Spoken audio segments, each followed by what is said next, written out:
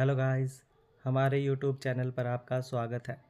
अगर आपको वीडियोस पसंद आ रही हैं तो प्लीज़ लाइक करें, कमेंट करें और शेयर करें। अगर आपने चैनल को अभी तक सब्सक्राइब नहीं किया है तो प्लीज़ चैनल को सब्सक्राइब करें। और वहीं दूसरी तरफ खुशी अपने बेड पर बैठे काफ़ी इमोशनल हो रही थी। उसके चेहरे पर फिलहाल कोई मुस्कान या कोई भी एक्सप्रेशन नहीं थे। उसकी आंखें तो जैसे पथरा गई थी, जिसमें दर्द तो था लेकिन उसे बयां करने के लिए शब्द नहीं थे। इस वक्त उसकी नर्स भी खुशी के लिए ब्रेकफास्ट लेकर आई थी। खुशी को किडनैप हुए आज 7 दिन हो चुके थे और स्पीच उसके साथ बहुत कुछ हो चुका था। उसका प्यार, उसका पति उसे धोखा दे चुका था। वह किडनैप थी किसी अनजान शख्स के पास जो उसे पाना चाहता था, जो खुद को उसका दोस्त कहता था। अब अगर खुशी को यहाँ से भागने का रास्ता भी मिल जाए तो वह भागकर भला इसके पास जाए, और किसके लिए जाए। उसके पास तो जैसे अब कोई मोटिव ही नहीं था। खुशी की नर्स उसे अपने हाथों से ब्रेकफास्ट करवाने को हुई, तभी अचानक ही कमरे का दरवाज़ा खुला और विवान खन्ना कमरे में दाखिल हुआ। उसने अपनी आंखों से इशारा किया तो नर्स चुपचाप वहाँ से चली गई। अब विवान ब्रेकफास्ट की प्लेट अपने हाथों में लेकर खुशी को अपने हाथों से खाना खिलाने लगा। हालांकि खुशी के खाने का दिल तो नहीं था, लेकिन अब उसे जीने के लिए कुछ ना कुछ तो खाना ही था। तभी विवान उसे खाना खिलाते हुए बोला, कब तक खुद को ऐसे ही रखोगी? स्माइली, कुछ तो बोलो। तुमने कहा था तुम मुझसे बदला लोगी और उसके लिए तुम मेरा साथ दोगी, तो आज वही वक्त है। ब्रेकफास्ट करके दवाई ले लो, मुझे तुमसे कुछ पूछना है। और विवान की बात सुनकर खुशी अपनी ठंडी निगाहों से उसे देखते हुए चुपचाप ब्रेकफास्ट खाते हुए बोली, बोलो क्या पूछना है? आर यू श्योर कि तुमसे जो भी पूछूंगा तुम मुझे उसका सच सच जवाब दोगी? तो चलो मेरे साथ। और इतना कहकर विवान ने खुशी को ब्रेकफास्ट करवाकर उसे मेडिसिन दे दी और अब वह धीरे से झुककर खुशी के होंठों पर किस करने लगा था। तभी खुशी ने अपनी ठंडी निगाहों से देखते हुए अपना चेहरा दूसरी तरफ कर दिया। वीवू, मैंने उसके खिलाफ तुम्हारा साथ देने के लिए कहा है, तुम्हें अपना बना लूँगी यह नहीं कहा। प्लीज़ उसकी उम्मीद मत रखना। और खुशी की बात सुनकर विवाद के हाथों की मुट्ठियाँ कस गई। वह दांत पीसने लगा। उसकी नीली आंखें गुस्से से लाल होने लगी थी, लेकिन उसने किसी तरह अपने गुस्से को कंट्रोल किया और अपने चेहरे पर एक हल्की सी मुस्कान लाते हुए कहा, कोई बात नहीं स्माइली, आज नहीं तो कल तुम्हें मुझे एक्सेप्ट करना ही होगा और मैं तब तक के लिए तुम्हारा वेट करूँगा। चलो जो काम हो उसे करते हैं। इतना कहकर वह खुशी को अपनी गोद में उठा लेता है। विवान की इस हरकत पर खुशी उसे घूर कर देखते हुए बोली, वे मुझे नीचे उतारो, मेरे पैरों के जख्म ठीक हो गए हैं, मैं चल सकती हूँ। खुशी की बात सुनकर विवान मुस्कुराकर यूं ही अपने कदम आगे बढ़ाते हुए बोला, कम ऑन स्माइली, प्यार ना सही लेकिन हम दोनों एक दूसरे के दोस्त हैं, इस नाते तो मैं तुम्हें उठा ही सकता हूँ। अब विवान की इस बात पर खुशी भी कुछ नहीं कह पाई। थोड़ी ही देर में विवान खुशी को एक कमरे में लेकर आया और वह कमरा पूरी तरह से काले अंधेरे में डूबा हुआ था। उसने खुशी को धीरे से खड़ा किया और एक स्विच ऑन किया, जिसके कारण वह अंधेरा कमरा पूरी तरह रोशन हो गया। लेकिन सामने का नज़ारा देखकर खुशी हैरान रह गई, क्योंकि उसके सामने दीवार पर चारों तरफ अक्षत और खुशी की न जाने कितनी ही सारी फ़ोटो थी। इसमें खुशी की वह फ़ोटो भी थी जिसमें वह सेक्रेटरी बनकर अपना रूप बदल कर ऑफिस गई थी।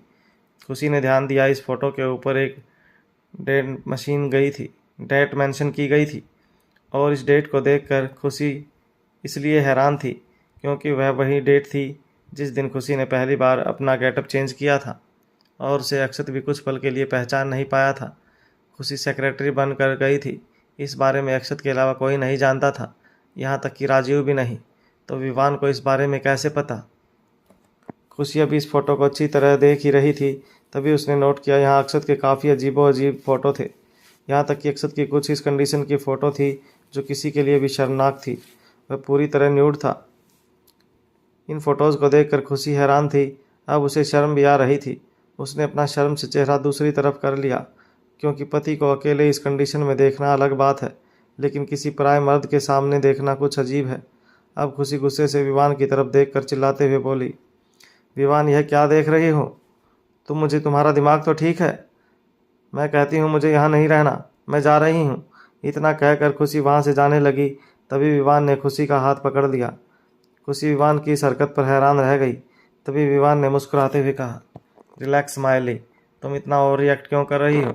तुम्हें इतना शर्माने की ज़रूरत नहीं है। अरे तुम उसकी वाइफ रह चुकी हो, उसे तो तुमने कितनी बार इस कंडीशन में देखा होगा। हाँ, मैं मानता हूँ मेरे सामने देखने में थोड़ी प्रॉब्लम है, पर हमें जो काम करना है उसके लिए तुम्हें इस तरह देखना ज़रूरी है। और यह सुनकर खुशी गुस्से से विवान की तरफ देखते हुए बोली, कहने का मतलब क्या है तुम्हारा? साफ साफ बोलो। और अब विवान ने मुस्कुराते हुए कहा, बताता हूँ, पहले बैठो। विवान खुशी को एक जगह बिठाकर अपने कदम अक्षत के न्यूड फोटो की तरफ बढ़ाता है और उन फोटो को ऊपर से नीचे तक देखते हुए बोला, तुम चाहती हो ना कि हम इसकी बर्बादी करें, तो इसके लिए मुझे तुम्हारी हेल्प चाहिए। तुम इसकी वाइफ रह चुकी हो और इस नाते तुम इसे सबसे ज़्यादा बेहतर तरीके से जानती हो। मुझे इसकी बॉडी के तो कोई सारे पिक्चर मिल चुके हैं, लेकिन जैसा कि कहा जाता है, पति की रियल पर्सनालिटी के बारे में उसकी पत्नी से ज़्यादा और कोई नहीं जान सकता। तो मैं तुमसे सिर्फ इतना जानना चाहता हूँ स्माइली, तो मुझे अक्षत जिंदल के बारे में बताओ, पूरे तरीके से, हर एक छोटी से छोटी बात जो तुम्हारे और अक्षत के अलावा कोई न जानता हो। उसका दुश्मन मैं खुद विवान खन्ना भी नहीं। विवान की इस बात को सुनकर खुशी हैरानी से उसे देखते हुए बोली, मतलब मैं कुछ समझी नहीं, तुम उसके बारे में यह सब जानकर क्या करोगे?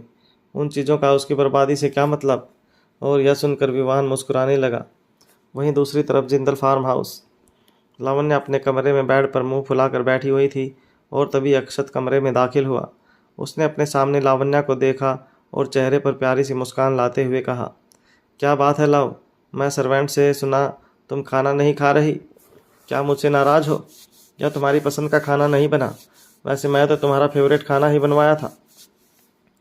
अक्षत की बात सुनकर लावण्या ने मुंह फुलाते हुए अपना चेहरा दूसरी तरफ करते हुए कहा, अक्ष, तो मुझे इतना प्यार कर रहे हो, लेकिन अभी भी मुझे ऐसा लग रहा है कि मेरी तुम्हारी ज़िंदगी में कोई वैल्यू ही नहीं है। तुमने मुझे अपनी लाइफ में मुझे अपनी वाइफ की पोजीशन दी, लेकिन उसके बराबर की पावर नहीं दी। और यह सुनकर अक्षत उसे कंफ्यूज नज़रों से देखते हुए उसके बगल में बैठा, उसके हाथों को अपने हाथों में लेते हुए बोला, मतलब तुम कहना क्या चाहती हो? लाओ, साफ साफ कहो, क्या मेरे प्यार में कोई कमी रह गई? अब अक्षत की बात सुनकर लावण्य अपनी जगह से खड़ी हुई और अपने 2 कदम आगे बढ़ाते हुए अक्षत से बोली, कमी तुम्हारे प्यार में नहीं है अक्ष, कमी पावर में है। तुम तो अच्छे से जानते हो ना, मैं तुम्हारी सेकंड वाइफ हूँ, और दुनिया वाले सेकंड वाइफ को किस नज़रिए से देखते हैं। सबको तो यही लगता है कि मैं तुम्हारा घर तोड़ा है। दुनिया क्या कहती है इन चीज़ों से मुझे फ़र्क नहीं पड़ता है। मैं बस इतना जानना चाहती हूँ मैं तुम्हारी लाइफ में क्या वैल्यू रखती हूँ। तुम्हें तो याद है ना, तुमने अपनी उस सो कॉल्ड सड़क छाप वाइफ को भिखारी की कंडीशन से उठाकर रानी की पोजीशन पर बिठा दिया था। अपने $1 बिलियन कंपनी की 49% प्रॉपर्टी और शेयर का मालकिन बना दिया था। इस हिसाब से वह सिर्फ इंडिया ही नहीं बल्कि पूरे वर्ल्ड की सबसे रिचेस्ट लेडी बन चुकी थी, वह भी बिना किसी काम के। लेकिन अब मैं तुम्हारी वाइफ हूँ, लेकिन मेरे पास कुछ भी नहीं है। डैड की जो प्रॉपर्टी थी वह भी ख़त्म हो चुकी है। तो देखा जाए तो अब मैं भिखारी हूँ, बिल्कुल तुम्हारे लेवल की नहीं। और यह जानकर मुझे बहुत दुख हो रहा है, कहते हुए लावण्या रोने जैसा चेहरा बना लेती है और उसकी बात सुनकर अक्षत के चेहरे पर इविल स्माइल आ गई। उसने अगले ही पल अपने चेहरे की स्माइल को गायब करते हुए प्यारी सी मुस्कान चेहरे पर लाते हुए कहा, बस इतनी सी बात? मेरा लव मुझसे इतनी सी बात के लिए नाराज़ है? ओ माय लव, प्रॉपर्टी क्या है? तुम मुझसे मेरी जान मांगो, मैं तुम्हें वह भी दे दूंगा। तुम्हें प्रॉपर्टी ही चाहिए ना? रुको 1 मिनट, कहते हुए अक्षत ने ड्रॉवर में से एक पेपर निकाले और लावण्या के हाथों में पकड़ा दिया। लावण्या ने जब उन पेपर्स को देखा तो हैरान रह गई, क्योंकि यह पावर ऑफ अटॉर्नी के पेपर थे। वह हैरान नज़रों से अक्षत को देखने लगी। तभी अक्षत ने मुस्कुराकर कहा, मुझे पता था तुम एक न एक दिन इस चीज़ के लिए शिकायत ज़रूर करोगी, और सही भी है। अब तो मेरी वाइफ हो, तुम्हारा पूरा हक है, इसलिए मैंने यह पेपर रेडी करवाए हैं।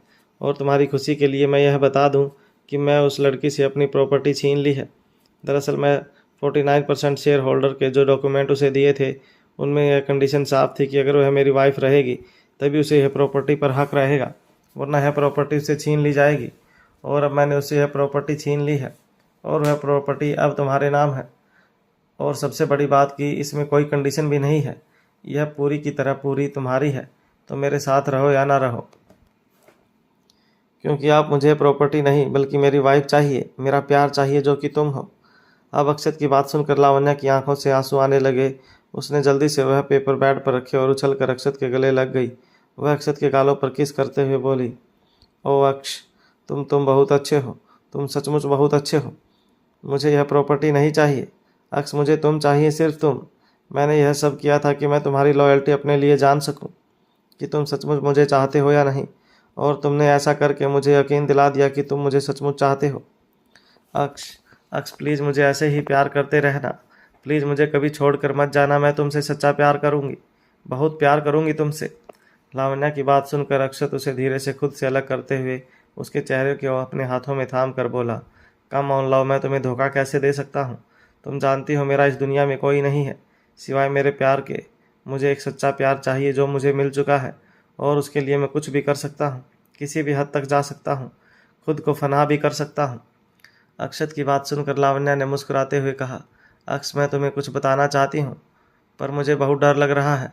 अगर तुम उस बात को जान लोगे तो शायद तुम मुझसे नफरत करो। यह कहते हुए लावण्या के चेहरे पर मायूसी आ गई।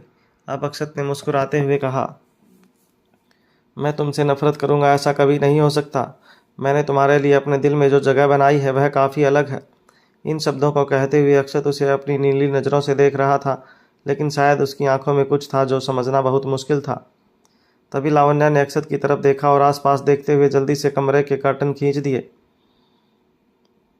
अब उसने पूरे कमरे में नज़र दौड़ाते हुए अक्षत को अपनी आंखों से कुछ इशारे किए। अक्षत उसकी आंखों के इशारे को शायद समझ गया था, क्योंकि उनके ऊपर 24 घंटे नज़र रखी जा रही थी। कमरे में हर जगह कैमरे थे। लावण्या ने प्यार से अक्षत के गले में अपनी बाहें लपेटी और उसके कंधे पर अपनी उंगलियों को चलाते हुए कुछ लिखा, जिसे समझकर अक्षत की आंखें हैरानी से बड़ी हो गई। तभी अक्षत ने अपने चेहरे पर प्यारी सी मुस्कान लाते हुए लावण्या से कहा, love, I am feeling very hot, I think we should both take a shower together. और इतना कहकर अक्षत मुस्कुराते हुए उसके कानों से ईयरिंग, उसकी सभी ज्वेलरी और उसके कपड़े रिमूव करके वहीं फ्लोर पर फेंक देता है और अब लावण्या को अपनी गोद में उठाकर बाथरूम में ले गया। उसने लावण्या को अपने साथ शावर के नीचे खड़ा किया। अब थोड़ी ही देर में अक्षत के कपड़े भी फ्लोर पर गिरे हुए थे और लावण्या अक्षत के सीने से लगी हुई थी। लेकिन इस दौरान उसने अक्षत के कानों में कुछ कहा, जिसे सुनते ही अक्षत की नीली आंखें लाल होने लगी। अक्ष, हम दोनों पर नज़र रखी जा रही है। यहाँ चारों तरफ कैमरे और माइक लगे हुए हैं। हम जो भी हरकतें कर रहे हैं सब रिकॉर्ड हो रहा है। इसलिए मैंने तुम्हें कंधे पर इशारा किया था, क्योंकि पानी की आवाज़ के नीचे शायद माइक काम ना करे। अक्ष प्लीज़ ऐसा शो करो कि हम दोनों इंटीमेट हो, वरना मैं तुम्हें सच नहीं बता पाऊंगी। और अब लावण्या की बात सुनकर अक्षत ने अपनी आंखें कस के बंद कर ली, क्योंकि वह लावण्या के साथ यह करना नहीं चाहता था। लेकिन अब फाइनली वह उसे मुकाम पर आ चुका था जहां उसका मकसद कामयाब होने वाला था। ना चाहते हुए भी उसने लावण्या को अपनी गोद में उठाया। अब लावण्या के पैर उसकी कमर में लिपटे हुए थे। अक्षत ने धीरे से उसके अंदर इंटर किया और अब दोनों इंटीमेट होने के साथ ही अपनी बातें कंटिन्यू करते हैं। लावण्या ने अक्षत को बताया, अक्ष मैं यहाँ एक प्लानिंग के साथ आई हूँ। मैं विवान खन्ना के कहने पर यहाँ आई हूँ। हाँ, वही विवान खन्ना जो कि तुम्हारा दुश्मन है और एक माफिया था। दरअसल उसने मुझे यहाँ भेजा है ताकि मैं तुम्हारी इन्फॉर्मेशन उसे दे सकूँ। तुम्हारी बॉडी के सही मेजरमेंट से लेकर तुम्हारा उठना बैठना, तुम्हारा स्टाइल, तुम्हारा एटीट्यूड, लगभग हर चीज़ वीडियो के ज़रिए उस तक पहुँच रहे हैं।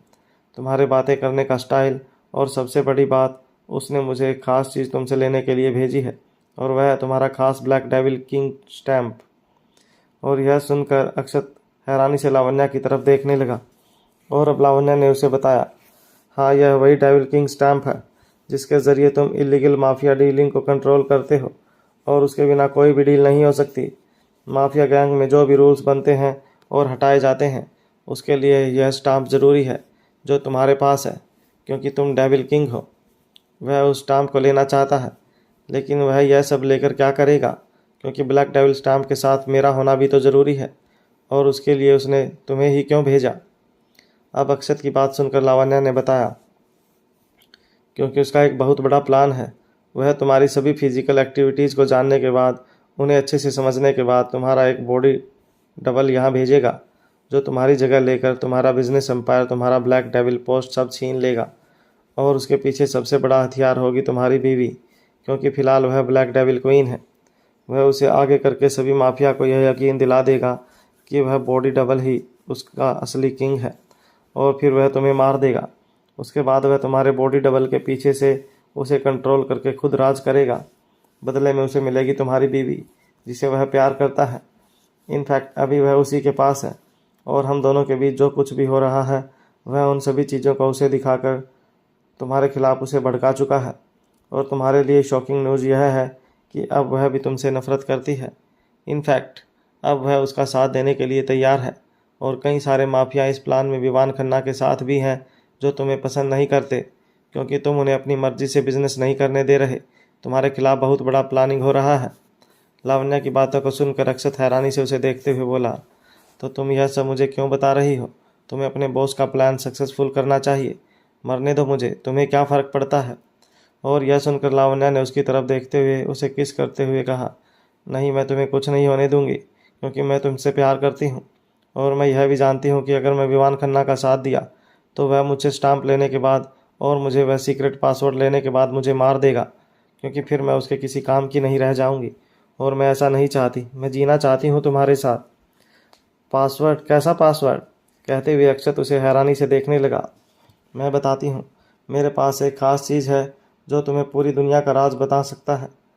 पूरी दुनिया की ताकत अंडरवर्ल्ड से लेकर सरकार भी तुम्हारे सामने सर झुकाएगी। तुम चाहो तो अपने एक इशारे पर एक पूरा देश तबाह कर सकते हो, या यह पूरी दुनिया। जिंदगी और मौत तुम्हारे इशारों पर नाचेगी। तुम जिसे चाहो उसे अपना गुलाम बना सकते हो। पैसा, इज्जत, शोहरत और डर क्या चीज़ है? शैतान भी तुम्हारे सामने सजदा करेगा। अगर सही मायने में कहूँ तो तुम दुनिया के भगवान बन जाओगे। वह चीज़ सबसे स्पेशल है जिसे कोई ख़त्म नहीं कर सकता, और इसे पाने का ज़रिया सिर्फ मैं हूँ। और यही चीज़ विवान खन्ना को मुझसे चाहिए, इसलिए उसने अभी तक मुझे ज़िंदा रखा हुआ है। लेकिन मुझे पता है यह पाने के बाद वह मुझे मार देगा। लेकिन अब मैं चाहती हूँ कि यह चीज़ तुम्हें मिले, ताकि तुम दुनिया पर राज करो एक राजा की तरह, और मैं तुम्हारी रानी बनकर तुम्हारे साथ रहूँ। लावण्या की बात सुनकर अक्षत पूरी तरह हैरान था। वह अपनी आंखें हैरानी से बड़ी करते हुए लावण्या से बोला, आखिर ऐसी भी कौन सी चीज़ है तुम्हारे पास? लो, क्या कोई जादू छड़ी है? और यह सुनकर लावण्या अपने चेहरे पर ईविल स्माइल लाते हुए बोली, बताऊंगी, लेकिन इसके लिए तुम्हें मेरे साथ स्विट्ज़रलैंड चलना होगा, वह भी सीक्रेट तरीके से, ताकि इस बारे में विवान खन्ना को कुछ भी पता ना चले, वरना हमारा प्लान फेल हो जाएगा। अब फाइनली लावण्या की बात सुनकर अक्षत के चेहरे पर एक ईविल स्माइल आई। उसके हाथों की मुठ्ठियाँ कस गई। उसने दिल ही दिल में लावण्या को देखते हुए कहा, फाइनली तुम अपनी औकात पर आई हो। अब यह विवान खन्ना और तुम मुझसे नहीं बचोगे। बस एक बार मुझे वह चीज़ मिल जाए, उसके बाद तुम दोनों को मैं वहाँ हाल करूँगा कि तुम्हारे फरिश्ते भी काँप उठेंगे। तुम्हारी वजह से मैंने अपनी जान को बहुत हर्ट किया है। अब अक्षत ने मुस्कुराते हुए लावण्या की तरफ देखते हुए कहा, तुम चिंता मत करो लव, हम लोग आज ही स्विट्ज़रलैंड जाएंगे। और वहीं दूसरी तरफ विवान ने अक्षत के बॉडी डबल के बारे में खुशी को बताया कि वह अक्षत के सभी चाल ढाल को नोट करके एक खास आदमी अक्षत की जगह पर भेजेगा और उसकी सभी पावर्स को अपने अंडर कर लेगा, और उसके लिए उसे अक्षत की सीक्रेट इन्फॉर्मेशन चाहिए जो खुशी उसे बता सकती है। जो सुनकर खुशी काफ़ी हैरान थी, लेकिन वह विवान का साथ देने के लिए तैयार हो गई। अब वह विवान को अक्षत के बारे में कुछ स्पेशल बातें बताने लगी जो एक पत्नी के अलावा कोई भी नहीं जान सकता। वहीं दूसरी तरफ अक्षत और लावण्या प्लान के मुताबिक अपनी जगह पर एक फीमेल और मेल बॉडीगार्ड, जो कि काफ़ी हद तक उन दोनों की तरह दिख रहे थे, उन्हें अपने कमरे में इंटीमेट होने के लिए छोड़कर चले गए। हालांकि उन दोनों को ऐसा करने की सिर्फ नाटक करना था, ताकि किसी को ऐसा ना लगे कि यहाँ से अक्षत और लावण्या गायब हैं। लेडी बॉडीगार्ड ने अपने चेहरे पर बेसन हल्दी फेस मास्क लगा रखा था। उन्होंने कमरे के एंगल को कुछ इस तरह कर दिया था जिससे कि उनकी सिर्फ बॉडी ही नज़र आए, फेस नहीं। और अब वह दोनों बॉडीगार्ड के कपड़े पहनकर खुद विला से बाहर निकल गए। कुछ ही देर में वह दोनों फ्लाइट में थे। विवान खन्ना के जासूसों की नज़र से बचने के लिए अक्षत ने प्राइवेट जेट नहीं लिया, बल्कि वह पब्लिक जेट से जा रहा था। लावण्या अक्षत के कंधे पर सर रखकर उसे अपनी बाहों में जकड़ते हुए प्यार से बोली, अक्ष, मुझे यकीन नहीं हो रहा कि हम दोनों एक हो गए और अब बहुत जल्द हम दोनों इस दुनिया पर राज करेंगे। लावण्या की बात सुनकर अक्षत दिल ही दिल में कूद रहा था, लेकिन फिलहाल उसके चेहरे पर एक्सप्रेशन काफ़ी नॉर्मल थे। कुछ ही देर में वह लोग काफ़ी सफाई से स्विट्ज़रलैंड पहुंच चुके थे। अब लावण्या अक्षत को एक खास बिल्डिंग के सामने लेकर आई। इस जगह को देखकर अक्षत नासमझी में लावण्या को देखते हुए बोला, लव, यह तो WHO हेल्थ ऑर्गेनाइजेशन है। दुनिया के सभी हेल्थ रिलेटेड रूल्स रेगुलेशंस यहीं से कंट्रोल होते हैं, लेकिन तुम मुझे यहाँ क्यों लाई हो? अक्षत को देखकर लावण्या ने स्माइल करते हुए कहा, अभी पता चल जाएगा, तुम मेरे साथ चलो। अब लावण्या अक्षत के साथ उस हेल्थ ऑर्गेनाइजेशन में गई। वहाँ किसी भी आम इंसान का जाना इम्पॉसिबल था, लेकिन ना जाने क्यों वहाँ लावण्या को कोई रोक ही नहीं रहा था। लावण्या वहाँ सिर्फ अपनी आंखों के स्कैन को लगाते हुए आगे बढ़ती जा रही थी। वह अपनी टाइट सिक्योरिटी थी कि वहाँ इंसान थे ही नहीं, सिर्फ हाई टेक मशीनें लगी हुई थी। थोड़ी ही देर में लावण्या अपनी आंखों के साथ साथ अपने फेस, अपने हार्ट बीट और हाथों के थम्स अप के साथ जीव का स्कैन भी वहां से दे रही थी। वह इतनी टाइट सिक्योरिटी देखकर तो अक्षत भी हैरान था। और थोड़ी ही देर में वह दोनों एक बहुत ही बड़े और सीक्रेट चैम्बर में आए। अब लावण्या अक्षत को देखकर स्माइल करते हुए वहां एक बटन प्रेस करती है। उसके बटन प्रेस करते ही वह दीवार पूरी तरह से रोटेट होकर एक सीक्रेट लॉकर की तरह बन गया। लावण्या ने उसे सीक्रेट लॉकर में अपना एक फिंगर काट कर वहाँ अपना ब्लड डाला। फिर उसने अपने हार्ड आँखों, फेस, बॉडी, लगभग हर तरीके से खुद को वेरीफाई किया। अक्षत को कुछ समझ ही नहीं आ रहा था यहाँ क्या हो रहा है। और तभी थोड़ी ही देर में लावण्या उस सीक्रेट चैम्बर से, जो कि पूरी तरह से ठंडे बर्फ़ की तरह थी, उसमें से एक नीले रंग की छोटी सी शीशी निकाल कर अक्षत को दिखाती है। इसे छूने से पहले लावण्या ने अपने हाथों में ग्लव्स पहने थे और अक्षत और लावण्या ने चेहरे पर एक शीशे से बना हुआ स्पेशल मास्क कैरी किया हुआ था, जो कि किसी मटके की तरह उनके पूरे सर को कवर करके उन्हें सिक्योर कर रहा था। उस नीले रंग की छोटी सी शीशी को देखकर अक्षत ने उस जैसे ही हाथ से छूना चाहा। लावण्या तुरंत ही उसे रोकते हुए बोली, नहीं अक्ष, इसे ऐसे नहीं, खुले हाथों से मत छुओ, यह बहुत ही ज़्यादा खतरनाक है। इसके लिए स्पेशल ग्लव्स होते हैं, इन्हें कैरी करना ज़रूरी है, वरना यह तुम्हारी जान ले लेगा। कहते हुए लावण्या ने उस खास ग्लव्स दिए। अब अक्षत यह ग्लव्स अपने हाथों में लेकर मुस्कुराते हुए बोला, कम ऑन लाओ, तुम इतना डर क्यों रही हो? यह केमिकल इस बोतल के अंदर है, मुझे कैसे नुकसान पहुंचाएगा? और ऐसे कहकर उसने वह ग्लव्स पहन लिए। उसने वह केमिकल अपने हाथों में लिया। तभी लावण्या ने मुस्कुराते हुए कहा, यह कोई नॉर्मल केमिकल नहीं है अक्ष, इसे हल्के में मत लो। यह वही जादू की छड़ी है जिसके बारे में मैंने तुम्हें बताया था। यह अब तक का दुनिया में तैयार किया गया सबसे खतरनाक बायोकेमिकल है। यह इतना खतरनाक है कि यह शीशी के अंदर रहने के बावजूद बाहर कई लोगों की जान ले सकता है। इसकी एक बूंद एक पूरे देश को तबाह करने के लिए काफ़ी है। चीन जैसे सबसे हैवी पॉपुलेशन वाले देश को ख़त्म करने के लिए इसकी 2 बूंद काफ़ी हैं। और इसकी सबसे बड़ी खासियत यह है कि इसे डिस्ट्रॉय नहीं किया जा सकता। इसका तोड़ होना तो बहुत दूर की बात है। इसे जिसने बनाया है अब वह इस दुनिया में ज़िंदा भी नहीं है। यह दुनिया का एकमात्र केमिकल है। यह करोड़ न्यूक्लियर बम के बराबर है और इसलिए यह जिसके पास भी होगा वह मौत का फरिश्ता बन जाएगा। वह अपने इशारे पर सिर्फ इंसान ही नहीं बल्कि पूरे देश को ख़त्म कर सकता है। यह जिसके पास भी वह सामने वाली सरकार से अपनी बात मनवा सकता है। तुम्हें पता है इस केमिकल के बदले विमान खन्ना ने न जाने कितने ही पैसे गंवाए हैं, कितने ही पैसे टेररिस्ट ऑर्गेनाइजेशन और भारत के दुश्मन मुल्कों से मुंह मांगी कीमत ली है। और उसके पास तुम्हारा जो बॉडी डबल है, जो बिल्कुल तुम्हारी तरह दिखता है, उसका इस्तेमाल करके उसके पीछे से उसे कंट्रोल करते हुए, और अब वह तुम्हारी जगह ब्लैक डेविल बनकर तुम्हारे नाम से इस दुनिया में जिएगा। दुनिया की नज़रों में अक्सर जिंदल द बिजनेस टाइकून और माफिया वर्ल्ड में ब्लैक डेविल किंग। जो भी उसका साथ देगा वह पावर और पैसा पाएगा, और जो उसके खिलाफ जाएगा वह इंसान तो क्या, उसका पूरा देश, उसका पूरा परिवार मिट्टी में मिल जाएगा। इस केमिकल की फ़िलहाल दुनिया में कोई भी कीमत नहीं लगा सका। इसे पाने के लिए ना जाने कितने ही लोग, देश की सरकारें और टेररिस्ट इसके इन्वेंटर की जान के पीछे पड़े हुए थे। और थक हार कर उस बेचारे ने सुसाइड कर लिया, क्योंकि अगर वह गवर्नमेंट के हाथ लगता फिर भी मारा जाता, और टेररिस्ट के हाथ लगता फिर भी करोड़ों लोगों की जान का कातिल बन जाता। इसलिए उसने मौत का रास्ता अपनाया।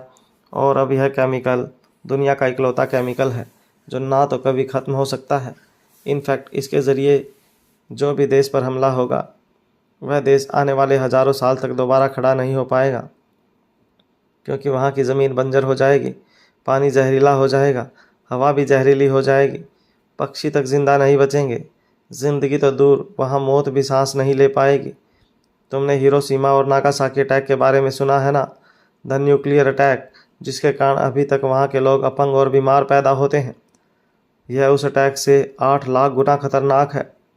नागासाकी और हिरोशिमा के अटैक से जापान बच गया, लेकिन इस केमिकल के अटैक से देश पूरी तरह ख़त्म हो जाएगा। अब से यह केमिकल तुम्हारा है।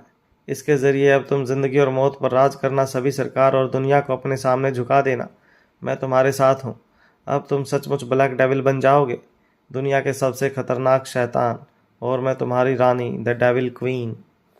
कहते हुए लावण्या के चेहरे पर एक स्माइल थी और उसकी बात सुनकर अक्षत वह केमिकल अपने हाथों में लेते हुए उसे अपनी नीली नज़रों से देखते हुए बोला, लेकिन तुम्हारे पास यह केमिकल कहाँ से आया?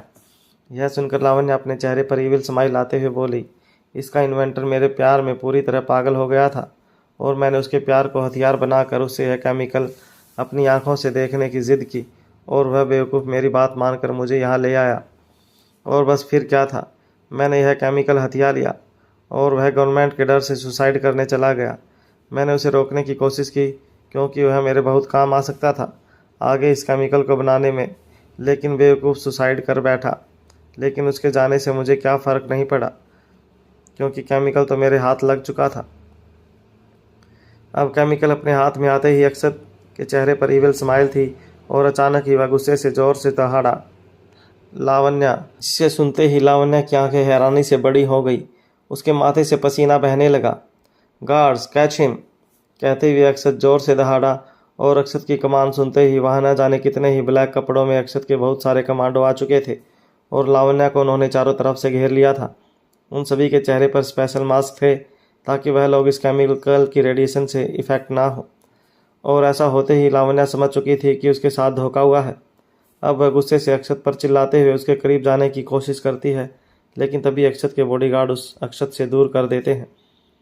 अक्षत जिंदल, तुमने यह ठीक नहीं किया मेरे साथ। इसका खामियाजा तुम्हें बहुत भारी पड़ेगा। मैं तुम्हें छोड़ूंगी नहीं। और तभी उसकी बात सुनकर अक्षत वह केमिकल अपने खास आदमी एंथोनी, जो इटली में अक्षत का काम संभालता है, उसके हाथ में लिए हुए एक बॉक्स में रख रहा था। यह बॉक्स पूरी तरह आइस से भरा हुआ था और हाईली सिक्योरिटी था।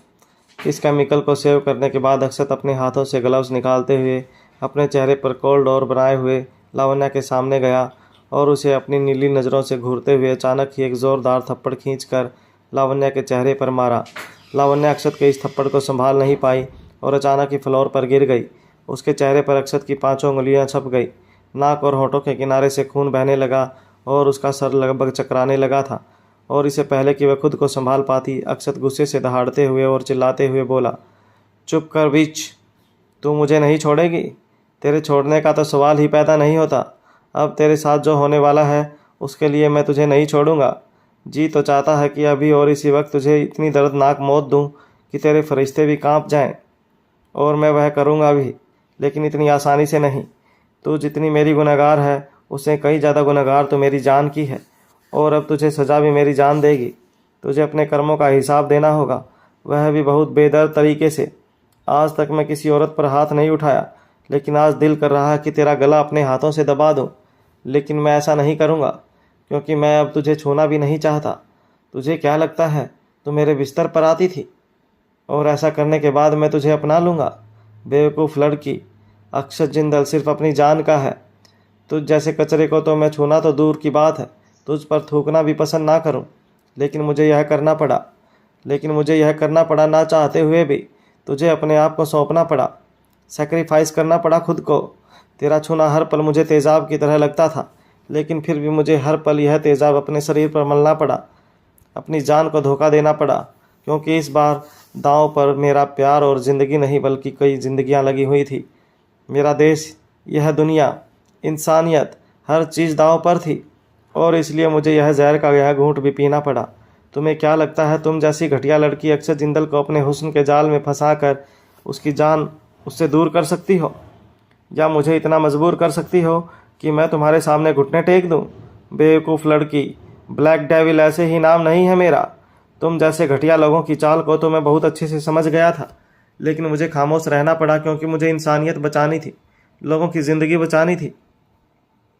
मैं चाहता तो तुम्हें और तुम्हारे उस साथी विवान को 1 मिनट में मसल कर रख देता, क्योंकि यह मेरे लिए कोई बड़ी बात नहीं है, लेकिन मैं रिस्क नहीं ले सकता था लोगों की जान से इस दुनिया से, क्योंकि मेरी एक छोटी सी गलती सब कुछ तबाह कर सकती थी।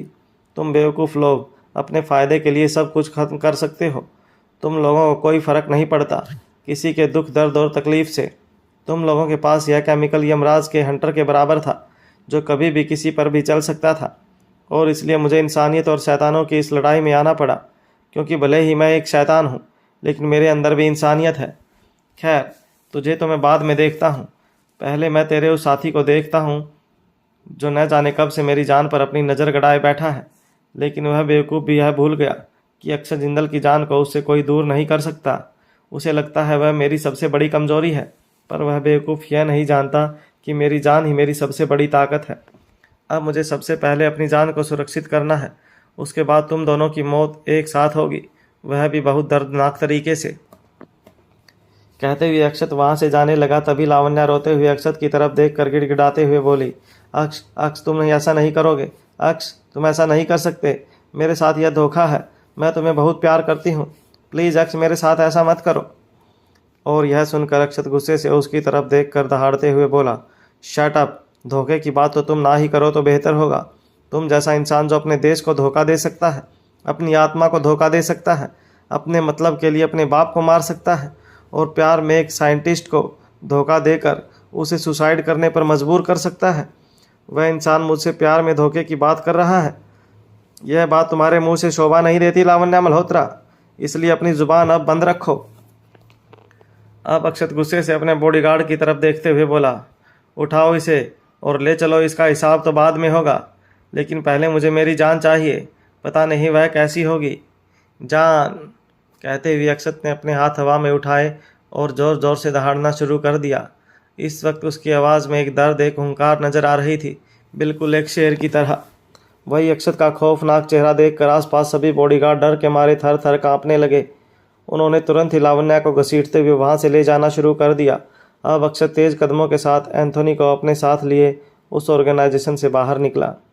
अब वह तेज कदमों के साथ एंथोनी को ऑर्डर देते हुए बोला, हमारे लोगों से कहो अपनी पोजीशन तैयार कर लें, लेकिन फ़िलहाल अटैक कोई नहीं करेगा, क्योंकि अंदर मेरी जान है, पहले उसे सुरक्षित करना ज़रूरी है। लेकिन वह विमान खन्ना पर बराबर नज़र रखें, अगर वह हाथ से निकला तो मैं किसी की जान नहीं छोड़ूंगा। आज उसका खात्मा मेरे हाथों से होकर रहेगा। यस किंग, कहते हुए एंथोनी बराबर अक्षत के पीछे दौड़ रहा था। और तभी अक्षत जैसे ही ऑर्गेनाइजेशन बिल्डिंग के सामने आया, तभी वहां WHO ऑर्गेनाइजेशन के हेड अपने कुछ खास मिलिट्री जवान के साथ अक्षत के बाहर निकलने का ही इंतजार कर रहे थे।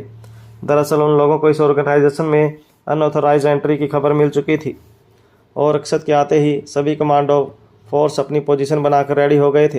तभी अक्षत के बॉडीगार्ड्स भी अपनी पोजीशन बनाकर तैयार हो गए थे। अब लावण्या के चेहरे पर एक स्माइल आ गई, यह सोचकर कि शायद वह अब बच जाएगी। अक्षत भी अपनी कोल्ड नज़रों से उस ऑर्गेनाइजेशन के हेड को देख रहा था। तभी अक्षत ने अपना हाथ हवा में उठाकर अपने लोगों को गन नीचे करने का इशारा किया।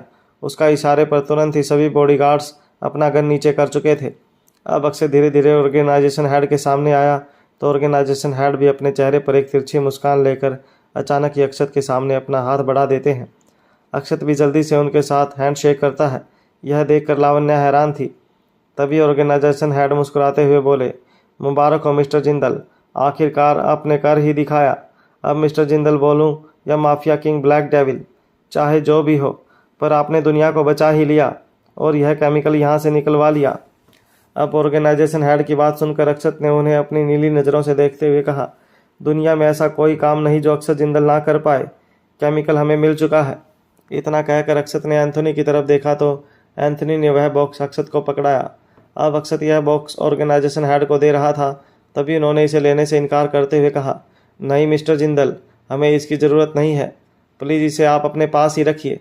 आप तो जानते हैं यह कितना खतरनाक है और इसके लिए ना जाने कितने ही टेररिस्ट संगठन से लेकर न जाने कितने ही सरकार इस केमिकल के पीछे पड़ी हैं, क्योंकि पावर तो सबको चाहिए, सब दुनिया को अपने सामने झुकाना चाहते हैं। इसलिए अगर यह गलत हाथों में लग गया तो दुनिया की तबाही पक्की है और इसीलिए मैंने यह डिसाइड किया है कि इस केमिकल को आप ही रखेंगे। इसका क्या करना है आप देख लीजिए, बस दुनिया को बचाया, क्योंकि आप मेरे पीछे बहुत सारे लोग पड़े हैं। यह भी हो सकता है कि बहुत कुछ ही देर में मारा जाऊं। मैं फैमिली वाला आदमी हूं, दबाव में आकर कमज़ोर पड़ सकता हूं, लेकिन आप जैसी स्ट्रॉन्ग पर्सनालिटी कभी कमज़ोर नहीं पड़ सकती, इसलिए आपको रखना होगा। अब दुनिया सलामत रहती है या ख़त्म हो जाती है, यह आप पर डिपेंड करता है। और WHO ऑर्गेनाइजेशन के हेड की बात सुनकर अक्षत उन्हें हैरान नज़रों से देखते हुए बोला, आप इतनी बड़ी ताकत मेरे हाथों में दे रहे हैं, इसका मतलब जानते हैं एक माफिया पर आपको इतना यकीन क्यों है? हा, इतना नादान नहीं हूँ मैं। यकीन आप पर नहीं है, आपके अंदर जो दिल धड़क रहा है उस पर है और आपकी पत्नी डेविल क्वीन पर है। मुझे पूरा यकीन है जब तक वह आपके साथ है आप कोई भी गलत कदम नहीं उठा सकते, क्योंकि जब जब आप यह करने की कोशिश करेंगे प्यार आपका हाथ पकड़ लेगा। और यह प्यार बहुत अजीब चीज़ है, जितनी कमज़ोर है उतनी ही मजबूत भी। आपको शायद पता नहीं मैंने इस काम के लिए आपको क्यों चुना था। फ्लैशबैक। अक्षत अपने ऑफिस में बैठा कुछ खास काम कर रहा था और तभी अचानक उसे एक फ़ोन कॉल आई। किंग, एक बहुत बड़ी इन्फॉर्मेशन है। दरअसल एक आदमी है जो आपसे मिलना चाहता है और उसका कहना है कि उसके पास बहुत ही स्पेशल रेयर तरीके का डायमंड है जिसकी कीमत करोड़ों में है, और वह चाहता है कि यह डायमंड आप अपने क्वीन के लिए। अपने इनफॉर्मल की बात सुनकर अक्षत को काफ़ी अटपटी लगी। उसने इनफॉर्मल को डांटते हुए कहा, शट अप, मुझे इन फालतू चीज़ों की ज़रूरत नहीं है। उसे कहो कि कहीं और जाए और इस तरह की फालतू न्यूज़ देना बंद करो, समझे। अक्षत की बात सुनकर इनफॉर्मल ने एक बार फिर घबराते हुए कहा, किंग, वह आदमी बहुत ज़िद्दी है। कह रहा है कि उसे अपनी बेटी के हार्ट के ऑपरेशन के लिए पैसे चाहिए, इसलिए वह यह डायमंड आपको ही बेचना चाहता है, और अगर आप उसे नहीं मिले तो वह अपने साथ साथ अपनी बेटी को भी मार देगा। अब इनफॉर्मल की बात सुनकर अक्षत को बहुत गुस्सा आया। वह गुस्से से चिल्लाते हुए बोला, ठीक है, उसे भेजो मेरे पास, इसे तो मैं बताता हूँ। अब अक्षत की बात मानकर इनफॉर्मल ने वह आदमी अक्षत के पास भेजा। अब अक्षत अपने कैबिन में सभी कामों को छोड़कर आराम से बैठ गया। तभी वह आदमी अपनी बेटी के साथ वहाँ आया। उसकी बेटी लगभग 17-18 साल की थी। अब अक्षत उस आदमी को अपनी कोल्ड नज़रों से देखते हुए बोला, तुम्हारी हिम्मत कैसे हुई मुझे धमकी देने की? जानते हो कौन हूँ मैं? इतनी आसानी से लोगों से मिलता नहीं। यहाँ आया हूँ तो सिर्फ इसलिए क्योंकि तुम्हारी बेटी को हार्ट की प्रॉब्लम है। जल्दी दिखाओ कौन सा डायमंड है।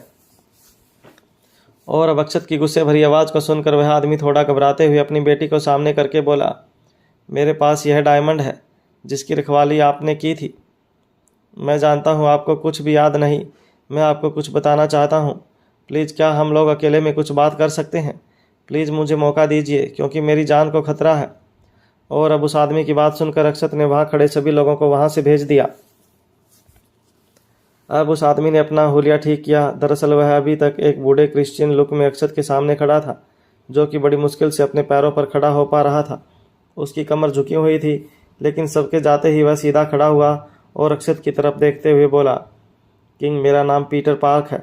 मैं कोई आम इंसान नहीं हूँ, बल्कि WHO ऑर्गेनाइजेशन का हेड हूँ, और यह मेरी बेटी जूलिया है। मैं जानता हूँ हम लोगों को यहाँ देखकर आप हैरान हैं।